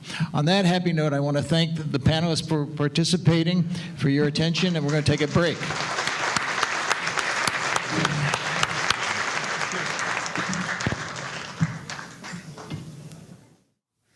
All right, so if you don't know me, my name's Mary Perdue. I'm with Landscape Development, and I have been in the landscape and construction industry for 40 years. And I know some of these people, and I've met them today, but I want to first introduce Sher Heard, who is the president of the Board of Ventura County Coastal Association of Realtors and Realtor Extraordinaire at Comfort Real Estate. And the topic that Sher is going to be talking about is the effect of the pandemic on the housing market and demographic changes. So here's Sher.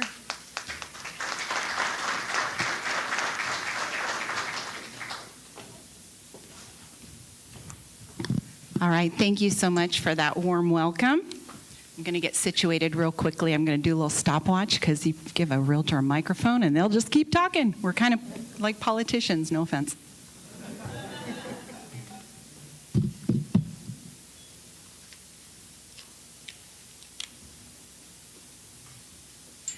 So the California housing crisis and how the pandemic has affected it. That's basically what we're going to talk about.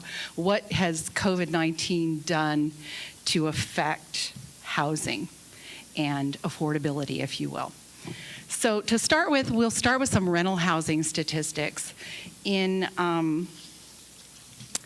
the state, in the county, in 2019, we had about a 38% of the county was renters.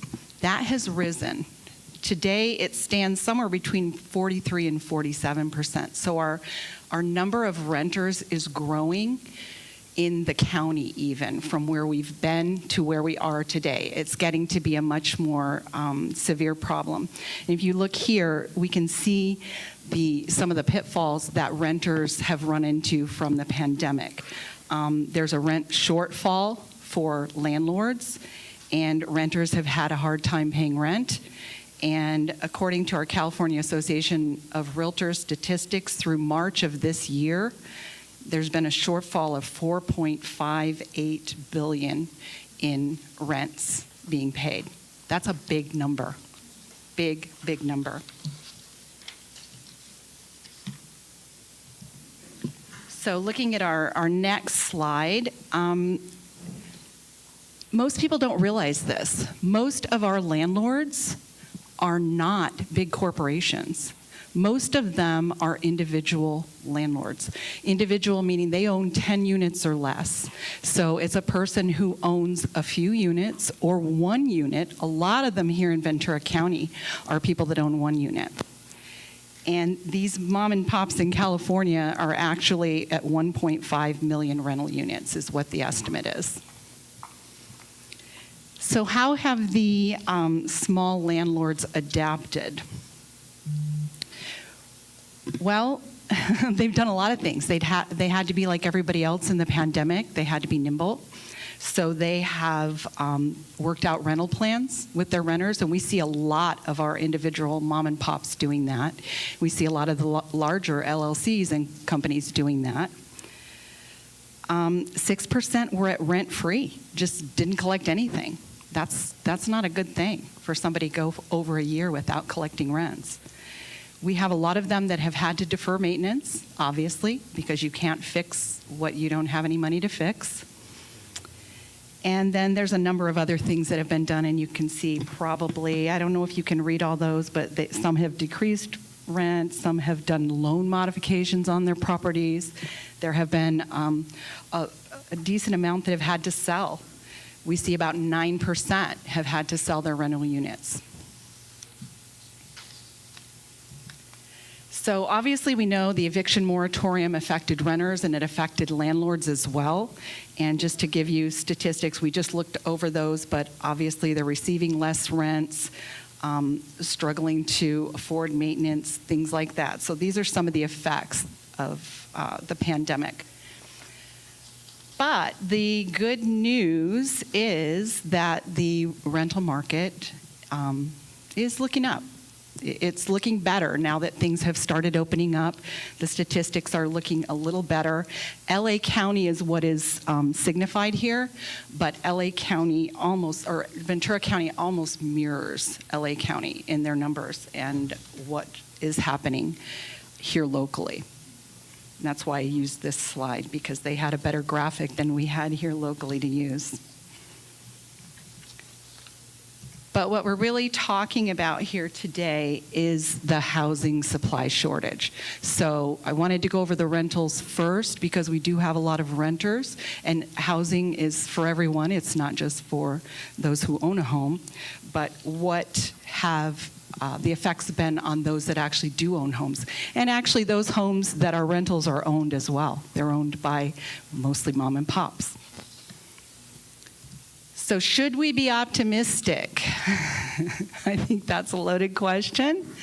Probably what we're seeing in our area is very similar to what we're seeing throughout the state of California. We had in 2003, 4, 5, we had a high number of new buildings, things being built, high numbers of things. This was before that crash that we went through. Then we see the numbers went way down during the crash period, and they started to climb back up. And we're still doing a decent job, but obviously we know we need to do more because we don't have enough housing for the people here in Ventura County. Affordability is deteriorating. And this is a lot of what we're seeing here as one of the highest cost counties. I mean, we definitely are in the top of counties that do not have an affordability factor that's favorable to buyers. we have seen a kind of a shift in who's able to buy here in Ventura County, and I'm going to talk about that in a minute. But some of these factors that we've got illustrated here are the reasons why we don't have good affordability, because we don't have jobs. We have the second worst jobs rate. We have, and this is statewide, these are not just Ventura numbers, but I think Ventura's numbers are pretty ghastly when we look at those as well. We have maybe 1.23 months of housing inventory. We have a high of 820,000. I think ours is actually at the high, which was July of, I want to say it was 800 and, got it in my statistics here. In July, 825,000 in this county was our median price. We're the second worst state for rent-burdened households. We are the second worst state for overcrowding, and we're last when it comes to poverty issues. So these are some dire statistics.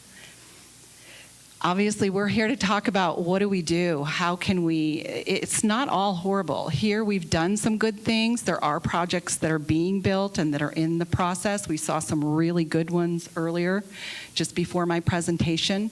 So we want to continue down those paths, find out who that builder is that's been so good and been such a successful builder. But our population is continuing to go down as people leave our state. One thing we found here in Ventura, however, was that people are moving here from the cities. We have had a migration in from LA, from some of the big urban centers. We saw buyers coming in from LA, we saw buyers coming in from San Francisco and Sacramento. So we do see people moving into the area, but we see a lot of the jobs moving out. They can't move here and hire people if there's nowhere for those workers to live.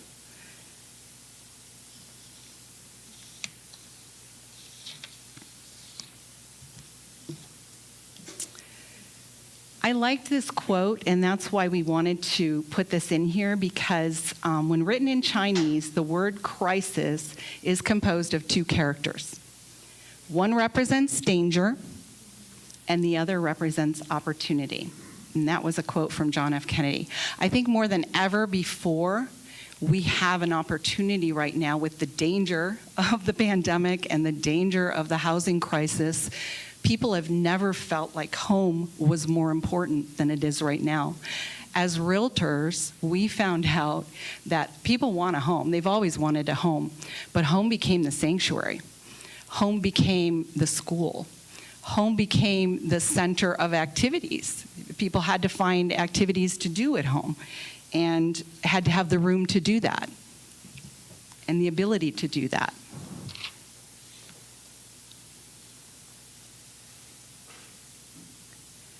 So what are some things we could do? I didn't want to just come up here and give you horrible statistics and not talk about some solutions and maybe some ideas. And actually, these are things that, as a Realtor Association, we work on and we advocate for on a regular basis. We go to Sacramento, we go to Washington, D.C., we talk with our locals here and advocate for housing, advocate for affordable housing, advocate for all housing. The affordability factor is a big deal. We need to address that.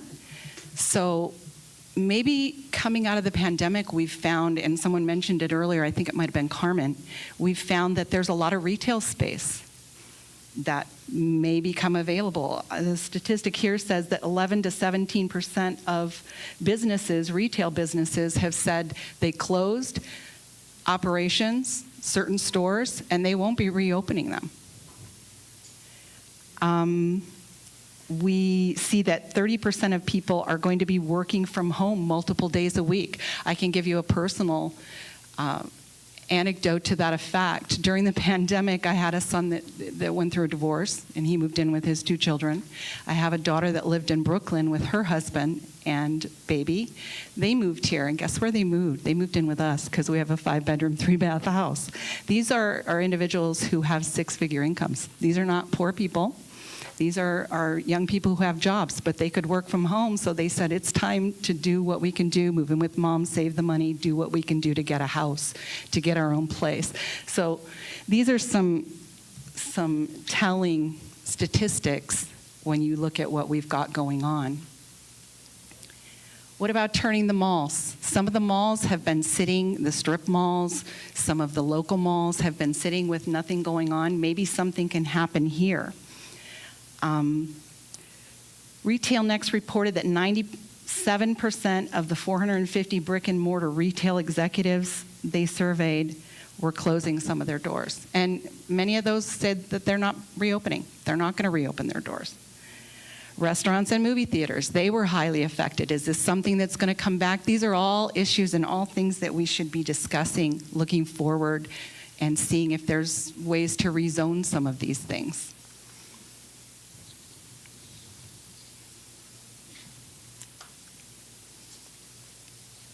What else can be done? We already talked about this, the regulatory changes. Obviously, that can do a little bit, but it's not going to fix the problem. There's fiscal things that can be done and some zoning changes. Those, can help. It's a multi-pronged situation, and none of these individual ideas is going to fix everything.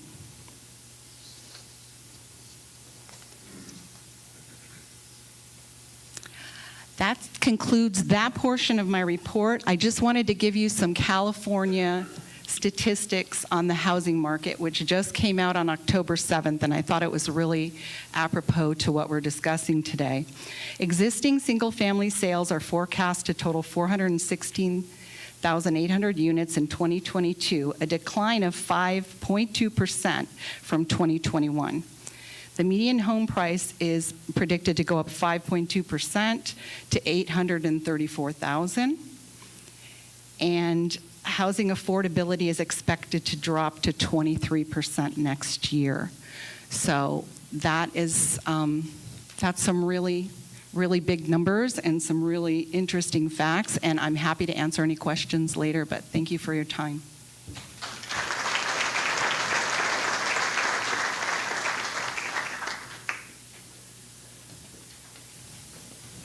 Thank you, Sher. And like Sher said, that after we're done with our speakers, then we'll have a chance for some question and answers. The next, I should put my glasses on.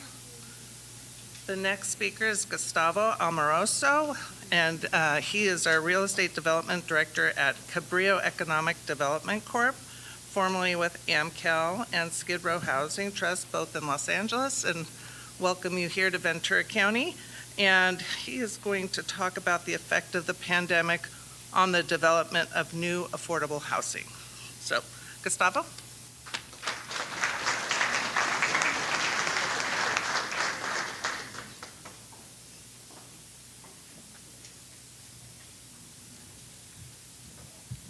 Well, good afternoon. Excuse me. Clearing my throat after having the mask on. Still getting used to that. Well, thank you, everyone. So I'm here to speak this morning on changes to the development process in affordable housing. Just a little bit about myself first. I'm the Director of Real Estate Development for Cabrillo Economic Development Corporation. We're a nonprofit affordable housing developer that is mission-driven. We've been located in Ventura County for 40 years.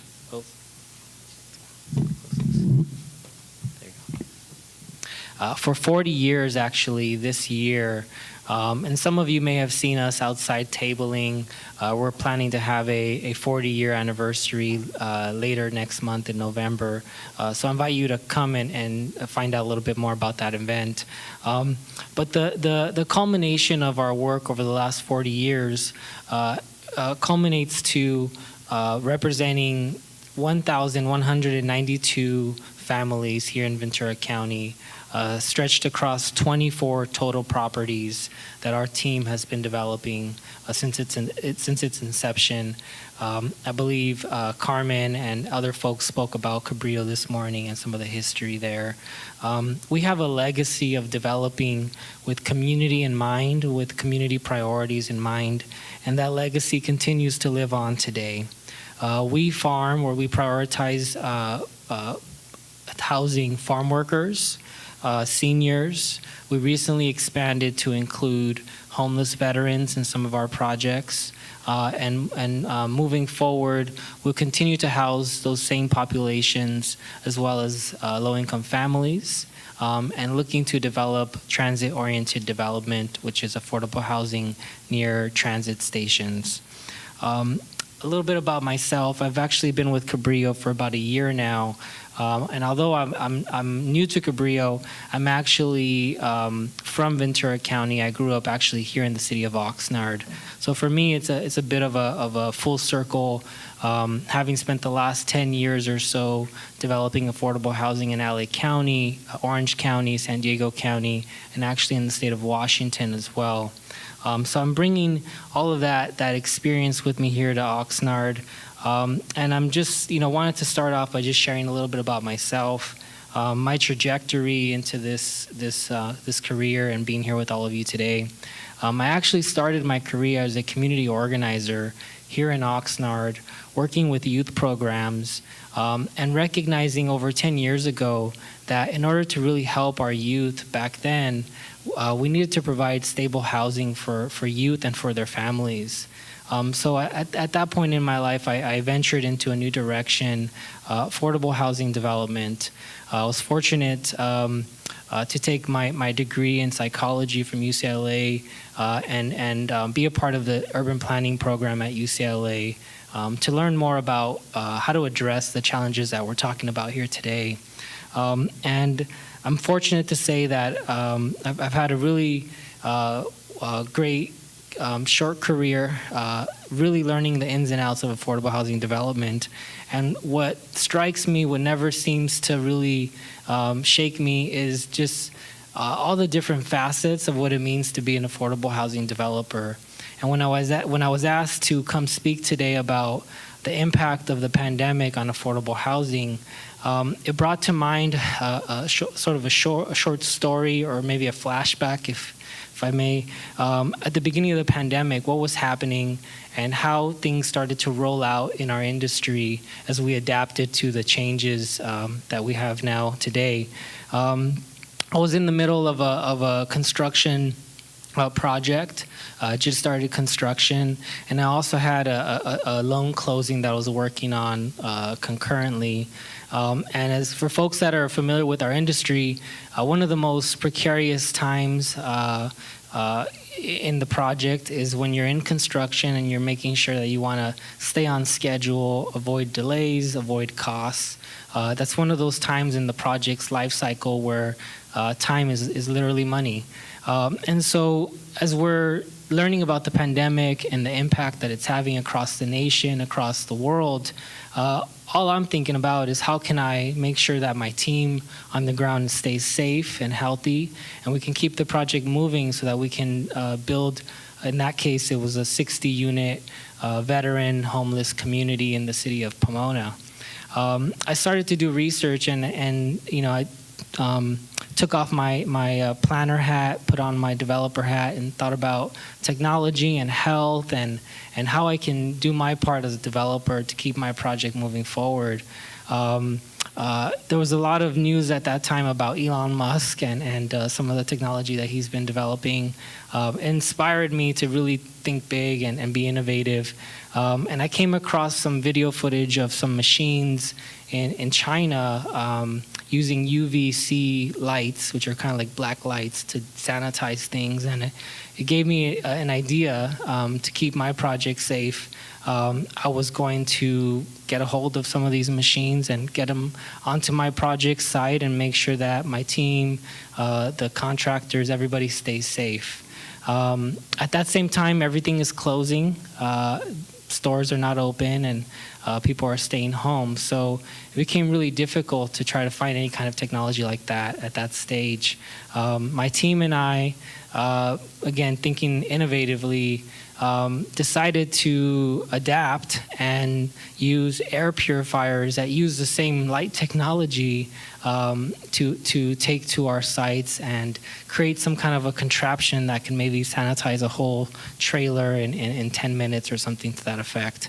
So there I am. I'm taking apart this machine, trying to figure out how it works.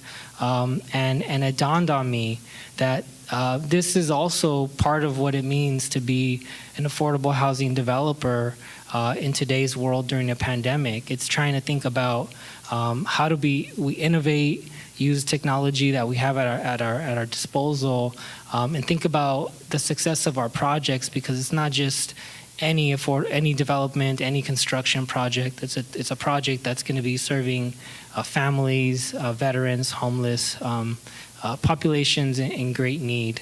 And so I always, stay with that memory when I think about what does it mean to be an affordable housing developer today. I think one of the speakers earlier this morning mentioned that in order to be successful with affordable housing developing, we sometimes have to turn into contortionists when it comes to our financing sources. Many of our projects require 6, 7, sometimes 10 different funding sources just to make one project feasible. And each one of these funding programs or sources has different rules, different strings attached. And so we have to try to align 6 or 7 different programs from multiple levels, from the federal level, from the state level, from local government level as well. And as you can imagine, it definitely does sometimes feel like contortion. So I share that just as a little anecdote. All of the things that affordable housing developers are doing today in order to keep work moving forward. So I wanted to share with everybody some of the challenges that we've experienced at Cabrillo over the last year and a half during this pandemic.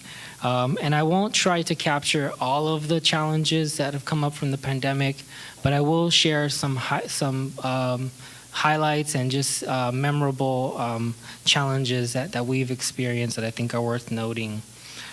First off, it's probably no news to anybody.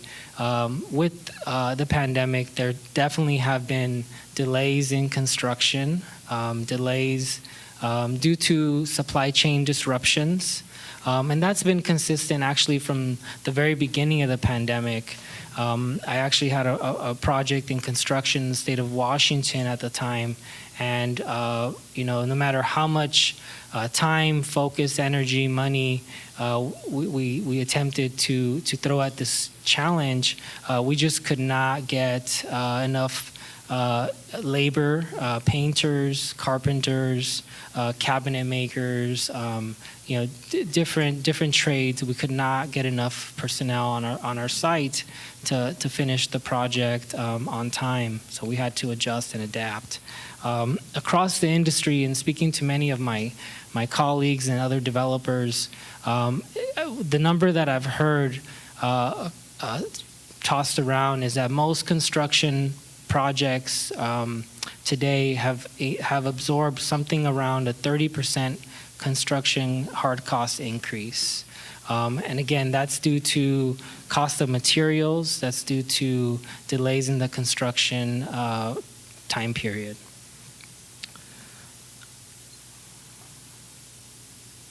And so, this combined with challenges connected to obtaining permits and working with local city staff has made our environment more challenging today post the pandemic. So I also mentioned that at the beginning of this pandemic, I was also involved in a loan closing. And so one of the stories that I'd like to share about that is in the middle of this loan closing, we were maybe a month away or maybe 3 weeks away from closing. The bank, our lender, and I won't mention, came up with a new criteria for our project. In order to close our loan, we would have to add a pandemic reserve to our project. This was something that was not contemplated at all in the project budget. Nonetheless, it was something that our lender and investor added to the project in order for us to close our loan and give them the comfort that they needed to avoid any risk as a result of the pandemic. So these are just, again, some reflections of some of the changes that we're experiencing in our industry today. There's also an impact to the cost of tax credit equity. We've, across the board, observed a decrease in interest in tax credit equity and as a result, a decrease in tax credit pricing. The reason that that's significant is that most affordable housing developers in California utilize tax credits as a major funding source for their projects.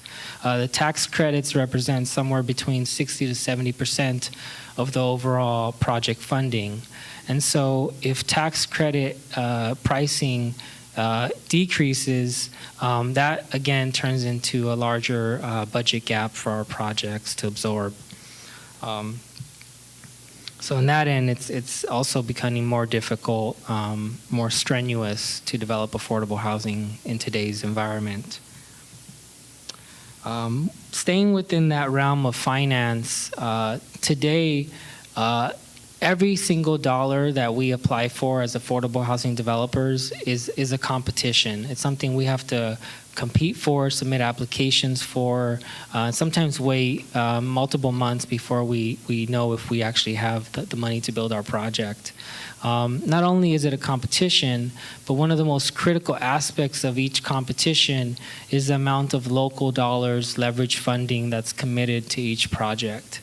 So just to give you an example, a project, in order to be competitive and score well and win tax credits, typically has to have somewhere in the range of $7 to $10 million committed to the project in order to have a reasonable, what we call a tiebreaker score in the tax credit application program to be successful. This is a very large amount of money, and when we break it out into different cities, different jurisdictions, $7 to $10 million can be very difficult for some of the smaller cities to come up with. So that's another challenge that was actually present prior to the pandemic, but today is only exacerbated. Beyond that, as I mentioned, the competition is extreme. We, as Cabrillo, have a project in pre-development here in the city of Oxnard we call Edding Road, and we do actually have some pictures of the project and information about that project outside at our table. But I'd like to just share another anecdote. That project applied for 2 different funding sources from the state this year, and for the first time in the history of this program, since it's been around, they received almost 9 to 10 perfect scores in the funding program. And they were oversubscribed by millions, which means that in order to be successful, our project had to receive a near perfect score or meet other critical criteria in order to receive the funding that we were requesting. I'm fortunate to say the project did receive the funding from the state program that we applied to. Our Edding Road project received about $2.7 million from the state program, but we were very lucky, and we had a great team working on our funding application, but it's really an environment that's really unpredictable. So also in line with the finance sector, one of the critical priorities that's come out this year, or since the pandemic came out, is a focus on homeless and special needs.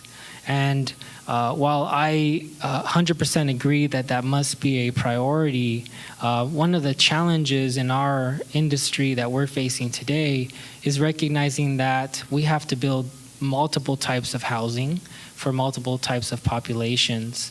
And so when the major priority of the state focuses in or narrows in on one segment of our population, it does become more challenging for our other projects that are serving, for example, seniors or low-income families that are not necessarily special needs or homeless to move forward. That adds more time in the realm of years to the development of that project.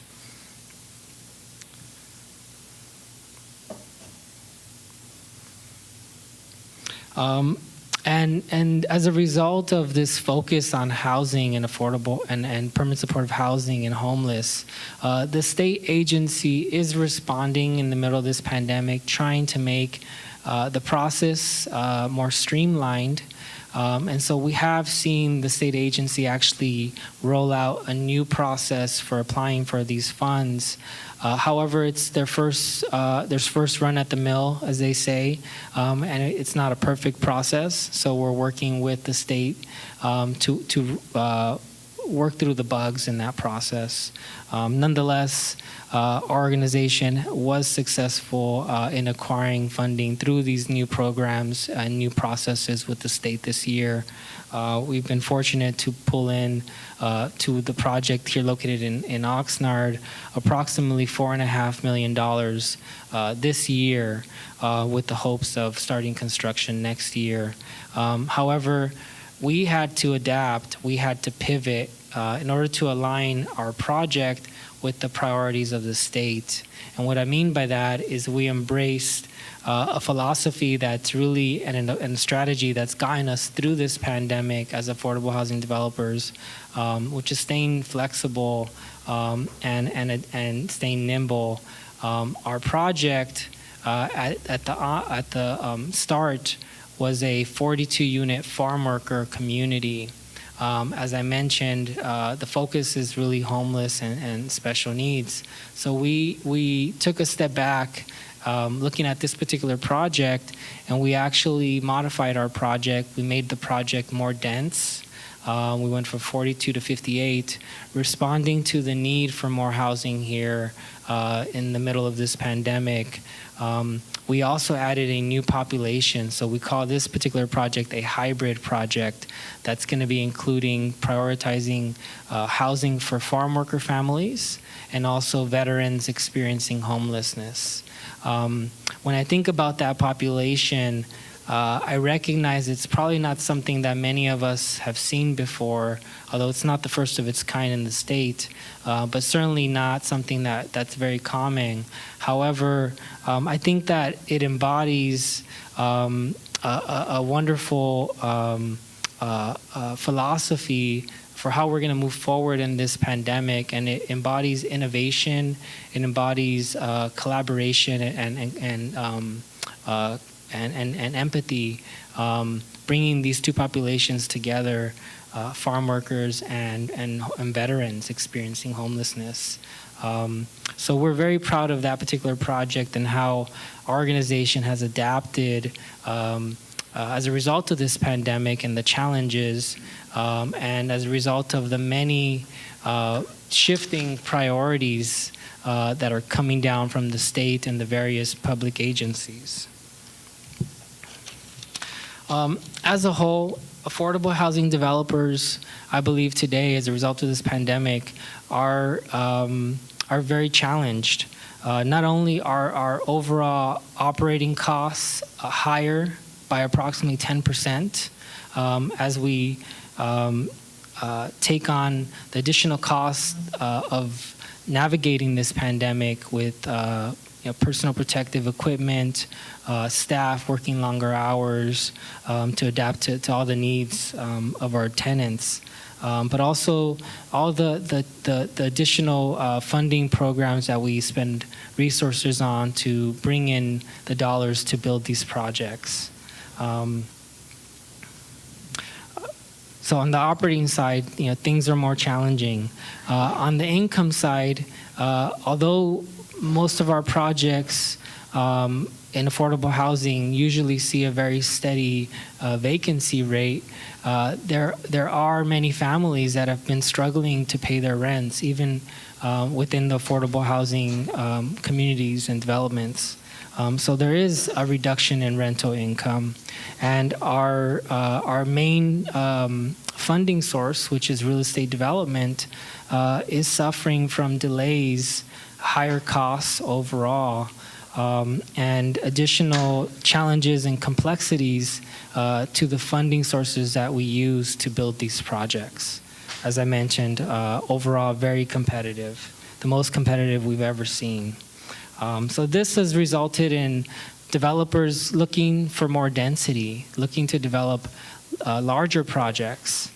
And so I think just to kind of bring this to a close, developers continue post this pandemic to embrace a mentality of innovation, looking for different methods to bring the costs of these projects down, also looking for new ways to bring in funding sources, not only short-term but long-term.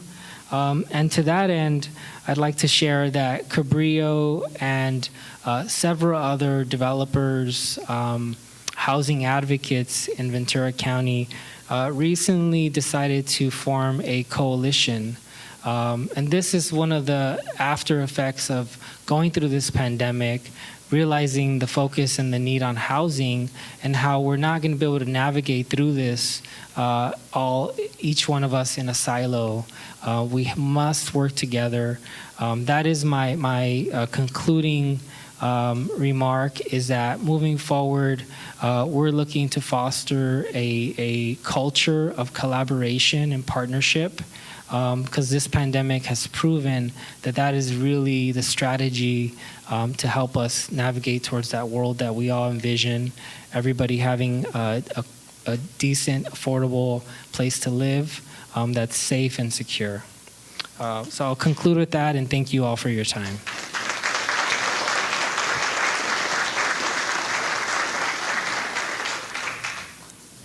Okay, thank you so much, Gustavo. And last but not least, Dr. Mark DeCecco, founder and principal at DeCecco Architecture. And he's going to talk about adaptive reuse, conversion of commercial, retail, office to residential.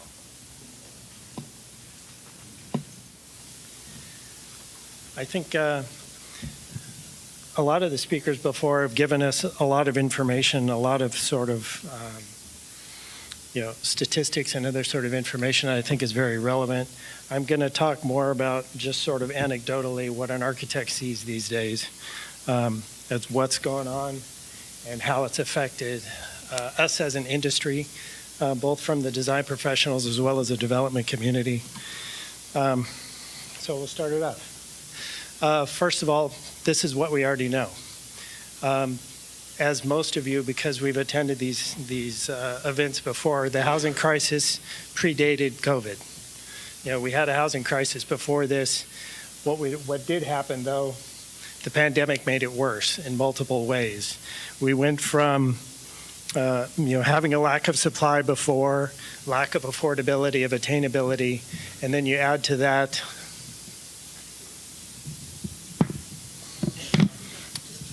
all right, I'll get my face up here more. Is that better? All right. But then I have to read. Okay. That's what happens when you get really old in this industry. We also know that the pandemic made it worse because of layoffs, furloughs, people not being able to afford to live in the houses they currently live in. The people living, there's this whole segment of the population that could afford to live in houses, but they were living paycheck to paycheck. So as soon as they got furloughed, instantly they became part of the homelessness crisis. The other thing that's sort of anecdotal that we've noticed is that the reality is all the rest of us who do have a place to live and things like that, when we went home, we also went out walking, and we also went out and we sort of took advantage and looked at what our surroundings were like. And we noticed that this kind of thing was happening. which we didn't before. So it seems like a perfect opportunity for us to try to do something more about it. So what that did for us as design professionals is take a look at, okay, well, what does that actually mean when it comes to how you live, where you are, and then for me, how this then applies to we work in the affordable housing space mostly, but how does that affect the way we design things going forward in the future? So, we started looking at what is really important. First of all, things like natural ventilation, opportunity for light and things like that. You don't really, we sort of, especially in Southern California, take that for granted. But all of a sudden, pandemic-wise, we realize, hey, you know what? It's stuffy in here, and I'm in a room full of people. Maybe this is something we need to work on. We now looked at, it's this kind of new thing. Before, back in old farm days and things like that, you had a mudroom where you came in off the street or came in out of the farm, and you took off your muddy clothes before you went into the house. We're now starting to look at those kind of spaces at the front door. What happens? You come in, you take off your street clothes, you sanitize your hands and things like that, so you don't bring that, whatever that is, into the space with you. For the last 30 years, we've been working about open plan living rooms, open plan rooms, things like that. How many of you are working from home these days and you're working in the living room, and then your kids are coming by while you're on a Zoom call? Well, now we're starting to look at, okay, well, what happens if you cut the unit up into rooms again, which is something we haven't done in a long time. Another thing we're looking at is spaces that adapt. Maybe that living room stays a living room, but then when you need to have a Zoom call, you just move a wall, and all of a sudden you've got a place to where that rooms. Adaptable, and the other thing now, we've heard a lot earlier about SB 9 and other sort of laws, about ADU laws and things like that. Well, we're finding out now that even though ADU laws, we've always had the ability to have ADUs as they were granny flats. They used to be called granny flats. Then it moved into ADUs because the state is mandating those kind of things. But now we're finding out that a lot of people applying for the ADUs aren't to have a rental unit, but to use that space as their office. So that changes the dynamic a little bit. It also makes it a little easier if you don't have to put a bathroom or kitchen in it. Bless you. Now, what happens when you translate that into a multifamily space where you have attached units? How does that affect it? First of all, we've all provided common space, landscape space, things like that. Well, now all of a sudden those spaces have to get bigger, which in the development community realize, we need to pack in density. We need to get projects, as was mentioned by the previous speaker, the projects need to be more dense, but now those open spaces and things like that actually have to increase in size. At least that's what we're looking at. The amenities within those spaces as well. If you look at a gym, a community space, a room like this, those spaces have to move farther apart and get more opened up. Even something as simple as a laundry room. If that laundry room now, if nobody's going to be comfortable going into that laundry room when you're standing right next to somebody else, what does that mean in terms of design? Now, something else that, a lot of times when we talk about density, we talk about double-loaded corridors where we have units on either side with a common space down the middle that is usually enclosed. Well, now the focus is pushing more toward having single-loaded corridors that are open. So as you're walking down a hallway, you're not walking too close to a person, you're walking farther away from them, and you're outdoors. That also means that you take that to the next step, and on top of having an open corridor to flow from one place to the other, we're now providing common balconies where you got spaces where you can congregate and still talk to your neighbors outside, away from each other, on each floor, as opposed to having to go down to the ground to get to a common space where you can hang out. And then we also have to look at what does that mean for elevators? You know, right now, we have elevator, you want to make the elevator as small as possible, but still meet fire codes to have a gurney in it. Everybody knows about that. Okay, but what does that mean now in the days of COVID? Do we even put elevators in buildings anymore? And by doing that, if we say, okay, the elevator is now off the table from a health perspective, that limits your building to 3 stories tall. So then if you're, as Alex pointed out earlier today, we're trying to get buildings taller, but in the meantime, there are other things that are driving us to make it lower density. Okay. And then a lot of us, in the context of trying to find ways to achieve financing, we look at other sort of populations. A lot of us are looking at seniors these days. Seniors themselves, when you start looking at senior housing, it's a whole different ballgame when it comes to adapting to COVID. You know, we're now talking about, if you look at assisted living places, you know, then now the talk is about housing as healthcare.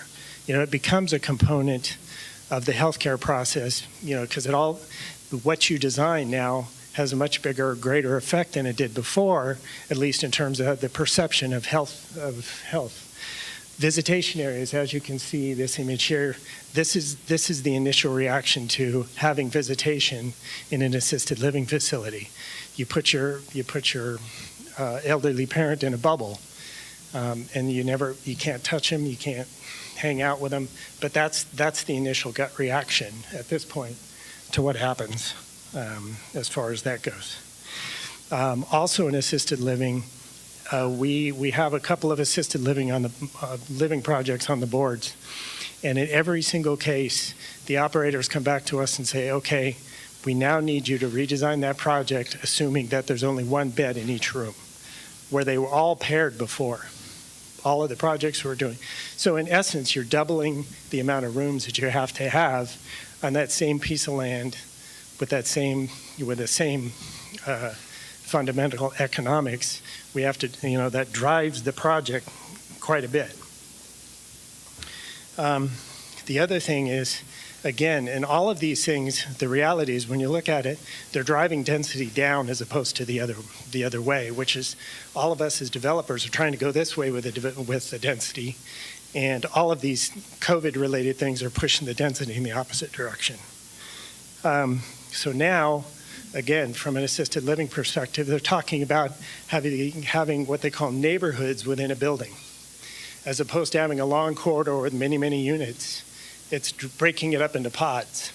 And then each one of those pods is separated from another pod. So those are kind of some of the design factors that we're looking at as we go through this. We're also looking at what is this going to do to cities? And we could talk all day long about what we think this is going to do to cities, but this image sort of says what the majority of people are thinking about. And if you look, there are no cars. And Gustavo brought up many things about how this is affecting the development in particular, and looking at it from our perspective, we completely agree. First of all, material shortages, and that's everything from raw materials all the way through to the finished products like appliances, things like that. All of those are being affected.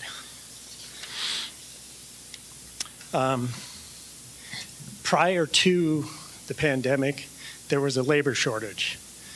The labor shortage has just been exacerbated by now all of a sudden, you know, people have moved on, people have done, from the design perspective, in the design industry, which is a subset of the development industry. I'm sorry, this is obnoxious. The design industry, we were decimated in the Great Recession, and many people in the industry didn't go back to architecture school. They didn't go into the construction trades. They all left and never came back. And so we had a shortage before the pandemic hit. And so now, you know, if it's taking longer for your plans to get done, now you know why, you know, that kind of thing. And that translates to cities as well. You know, the cities had similar issues. when the Great Recession hit, there weren't any projects. Most cities had to lay off staff in the planning departments, building and safety, those kind of things. They never had the budgets to bring them back. The projects weren't there to bring it back in the first place, and now they were playing catch up, and then COVID hit. Instantly, most jurisdictions shut their doors. And what happens timing-wise and delay-wise and things like that when your doors get shut? The other thing that completely went upside down is anybody going through the entitlement process can relate to this. How do you have community outreach? How do you have public hearings? None of those things, nobody even knew. All of the cities had to rethink how that actually worked, how to put the process in place. City of Oxnard even changed, when staff reports are available and things like that. All of this completely related to COVID. And then, as was mentioned earlier, all of those cause delays. All those delays, time is money, cost is money, labor is money. All of those things make construction costs go up and makes projects less feasible. So, what they asked me to talk about, I've given you all bad news so far. What they asked me to talk about is a little bit about adaptive reuse and how do we, is there an opportunity here for that? And so, I kind of like this quote, transforming old buildings depleted of vitality into new communities. So, in talking about adaptive reuse, everybody's familiar with the term, I'm assuming, yes? Anybody not? It's basically taking an old structure like this one and converting it into another use, more specifically for us in this room, into housing. So, how do we get there? What are some of the opportunities that you have in terms of what this means to do adaptive reuse? First of all is location. Typically, if you can find buildings, they're usually located in areas that are desirable. It's on your main street in downtown. It's on, it started out as something that had some history to it or had some meaning to it previously. So they're typically located in places that are desirable with access to amenities and things like that. A lot of times, again, they're in downtowns, an old office building or structure or something like that. City of Los Angeles is a perfect example. All of those downtown warehouses are now loft buildings. It's now a real desirable place to live.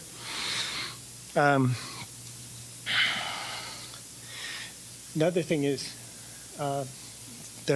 when it comes to actual construction and things like that, looking at adaptive reuse is actually very sustainable. First of all, the building took what we call embodied energy. It took energy and time and materials and all these sort of things to build this building in the first place, to manufacture the bricks to build it out of, and all those other sorts of things. You're not taking that, getting rid of it, and starting from scratch. So from a complete global warming environmental perspective, it makes a whole lot of sense to reuse a building as opposed to tear it down, dispose of it, and build a new one. So there's definitely benefits to do that. They can also be, if done well, in the right location, much more efficient to operate.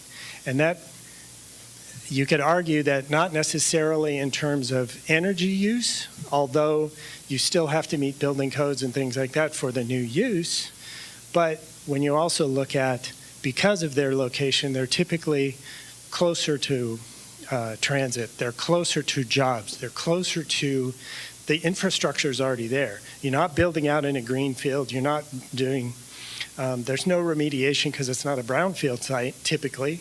So those kind of things, there's actual sustainability benefits to utilizing that kind of building instead. The other thing nowadays, especially if the building has any sort of historic significance at all, which in this case I'm sort of dating myself, but a building built in the 60s is now considered historic. I'd like to be considered historic at some point in time. There are plenty of funding incentives for historic buildings that normal developers don't take advantage of because they don't have access to them because they're starting from scratch. If you're starting with a historic building, there are tax credits and other sorts of things. And even more recently, here's the perfect example. City of Ventura bought this building. They used Project Room Key credits from the state, and they're turning it into a homeless shelter. So there are opportunities like that, even at the local level. This project probably wouldn't have been feasible had those state financial incentives not been available. Okay, now the flip side. Doing adaptive reuse in a lot of cases is a lot more challenging. First of all, everybody, again, this is all stuff, I look at here and there isn't anything that I'm talking about that somebody in this room hasn't related to in some way or another. I'm just the dumb architect putting it all together in one piece. Zoning is typically one of the biggest issues in trying to get adaptive reuse to work. Typically it's some old office space or industrial space or in a commercial zone and you want to make it residential. That's typically a pretty hard sell right off the bat. There are places like the city of Los Angeles that have adaptive reuse overlays. And that's something that it's an incentive, but also a tool that the agency having jurisdiction can do an overlay. It's simpler than doing general plan update, any of those other sorts of things to get an adaptive reuse project off the ground. So there are ways to get it done, but know that often it's a challenge. Building codes. All the typical fire and life safety issues that you have to deal with building new construction still apply in an adaptive reuse. But then in addition to that, there are typically other historical building code issues that you have to deal with. A lot of times, for example, just taking an office building and adapting it to residential, it's still got to meet egress requirements. You have to have light and air and ventilation to each room. You have to have all these other sorts of things. So a lot of times that sort of gets a little bit more complicated and you end up working with multiple building codes at the same time. So you have a historic building code, you have as well as the regular current building code, and then in some cases even the residential building code on top of that. The 500-pound gorilla in most of Ventura County is typically parking. And that's definitely the case when it comes to an adaptive reuse. And that, when you look at it, if it's say an office building, typically office buildings are parked. There's a city code of what they need to be parked to, but most of the office building stock was built to a market parking as opposed to what the code required. So if for some reason they knew if this is a Class A office building, I know I need 4 cars per 1,000 square feet, even though the code only required 2.5. So they were typically parked that way. And because of that, when converting to residential, it's usually pretty close. So you can it's better if it's a commercial space. If it's, say, a hotels, their parking counts are typically lower. So to get a residential project approved as apartments is typically a harder sell if you're doing it using a hotel building. If that's the flip side to that, though, is if it's affordable housing, which has lower parking requirements, then it pencils out better. The other thing, which is really sort of everybody can drive around and look at all this vacant retail space, vacant office space, things like that. But the reality is there isn't a lot of those kind of projects or those kind of buildings on the market. What ends up happening, especially right now, and the financiers in the room can argue with me about this if they want, but what we're hearing is that it's easier to take a distressed property and renegotiate the loan with the original lender than it is to turn around and sell it to a developer who wants to make residential use out of it. So the reality is the project for a lot of these projects to pencil what has to happen is it's got to be like a fire sale while you're trying to sell it. For the developer, the residential developer, to come in and buy that project, the basis for that project has to be low enough to be able to make the project pencil. If the current owner of the property can renegotiate his loan and refinance it, they're typically not inclined to go and turn around and sell it at a loss. So those are just some of the challenges as far as getting these kind of projects done. So let's talk a little bit about what makes sense in terms of types of adaptive reuse. And it's pretty much, at this point, kind of runs the gamut. We've seen homes, or we've actually worked on, adaptive reuse of individual single-family houses. We've done office. Their office building seems pretty straightforward. That's the one that everybody is most familiar with. Hotels, definitely. Again, Project Home Key provided all these fundings throughout the state. You could, many of the projects that were using temporarily as homeless shelters, they're trying to transition into making those permanent, which I think makes complete sense as far as that goes.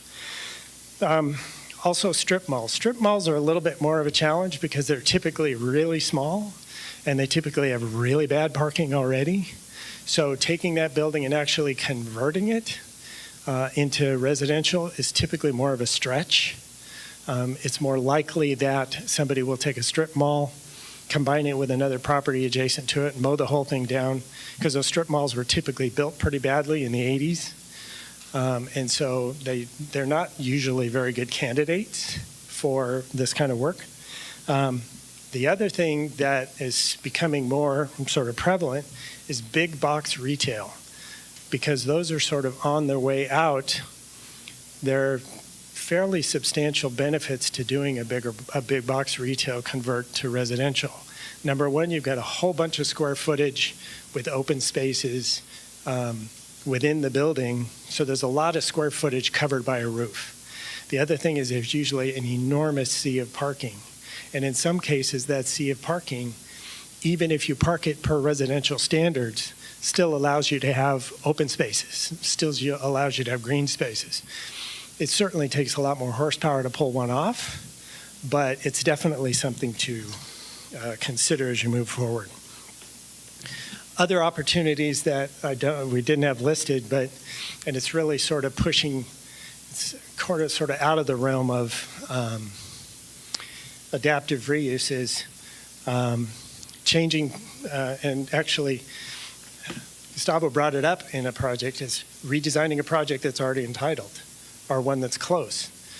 We've done multiple times. We've had projects where we've redesigned the same project 3 times based on funding sources or something like that.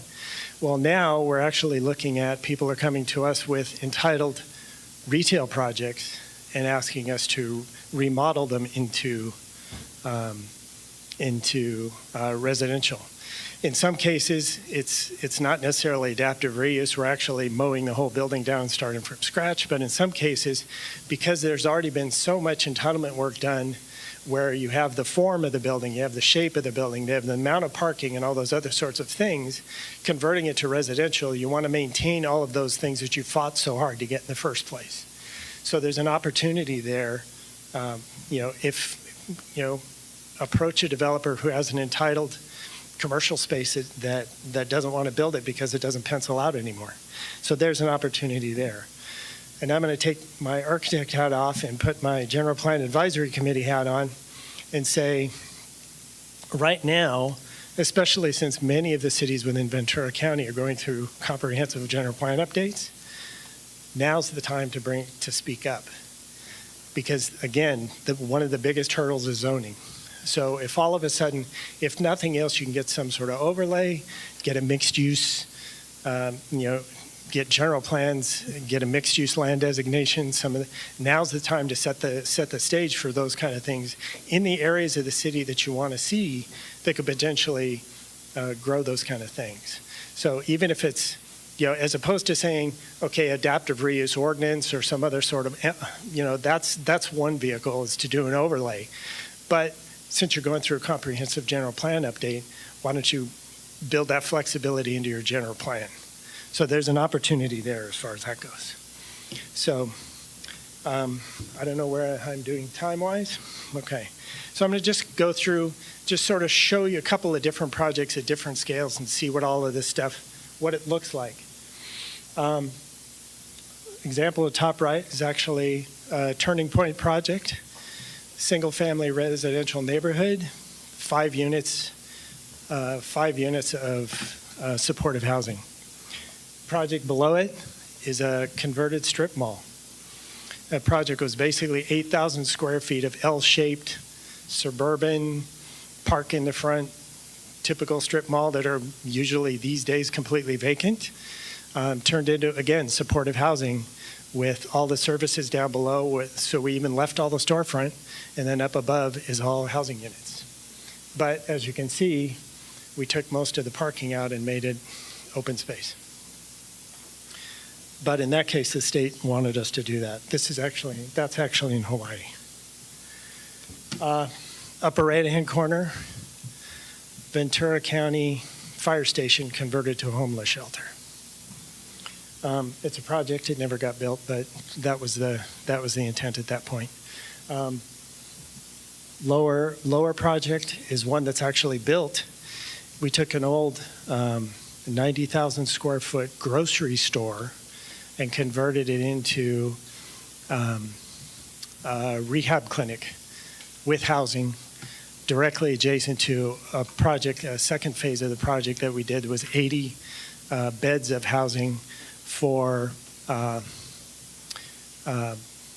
teen women taken off the streets and put into supportive housing. So, and the giant open space in the middle is the training center to teach them life skills and things like that, get them back on the street. But this half of the project was for actual women that are brought in that actually had addiction problems and things like that. So they get cleaned up and then transferred into the housing next door, all for free. This is the only project that isn't located in the state, and this is basically, I think it was a 100-room hotel converted into, actually into market rate housing, but it's not in the state of California. That's why it could be done. This is actually in Santa Ana. This was a Class A office building built in the 1960s. Downtown Santa Ana, very desirable lot, converted into, I believe it's 55 units of affordable housing, including makerspace, including, it's for primarily for artists, kind of similar to the Wave project in Ventura. But again, Class A office building converted into housing. The one thing about converting office buildings that you really, it was kind of an interesting comment. What they said was, if it's a lousy office building, it makes a great residential project. And a lot of it has to do with, as office buildings got more and more efficient, the floor plate, the individual floor plates got larger and larger. That works out great for an office space because then you could have, rentable square footage is king. The problem with that is when you're converting it to residential, you only have so much window space. And so then you end up with these long, skinny units that are really dark in one end, and that's always where the entry has to be, but then your kitchens end up being darker and that kind of stuff. So typically if it's an office building that doesn't have any sort of, if it's overused its useful life, it's ripe for conversion, but there's still other sort of design factors that go along with it. And to give you an example, if you noticed, many of you knew about the Farmers Insurance building in Simi.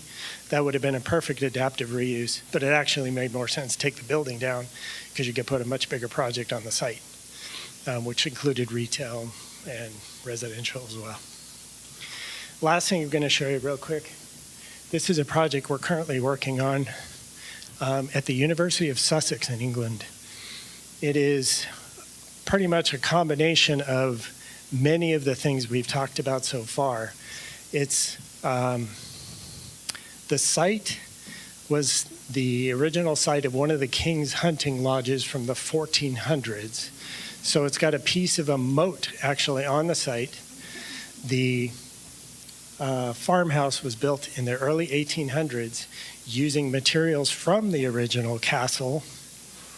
So we couldn't touch it, but we adaptively reused it into faculty housing for the university. The barn structure adjacent to it is now the location of all of the energy generation facilities. It's going to have a combination of hydrogen, fuel cell, all these other sort of combined energies, because this it's all student and faculty housing, but it's also research.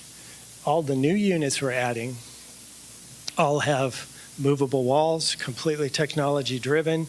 It can be 10 beds, it can be 30 beds, just because it adapts as it goes along. So, and that's pretty much it. So this is kind of our research project. And the other thing about it is the university is actually adapting programs to do the research on post-occupancy evaluations, what it takes, how this contributes or doesn't to a healthy environment, those kind of things. So we're actually taking that, what we find, the data that we get from that, to actually drive our projects here as well. So that's it. Thanks.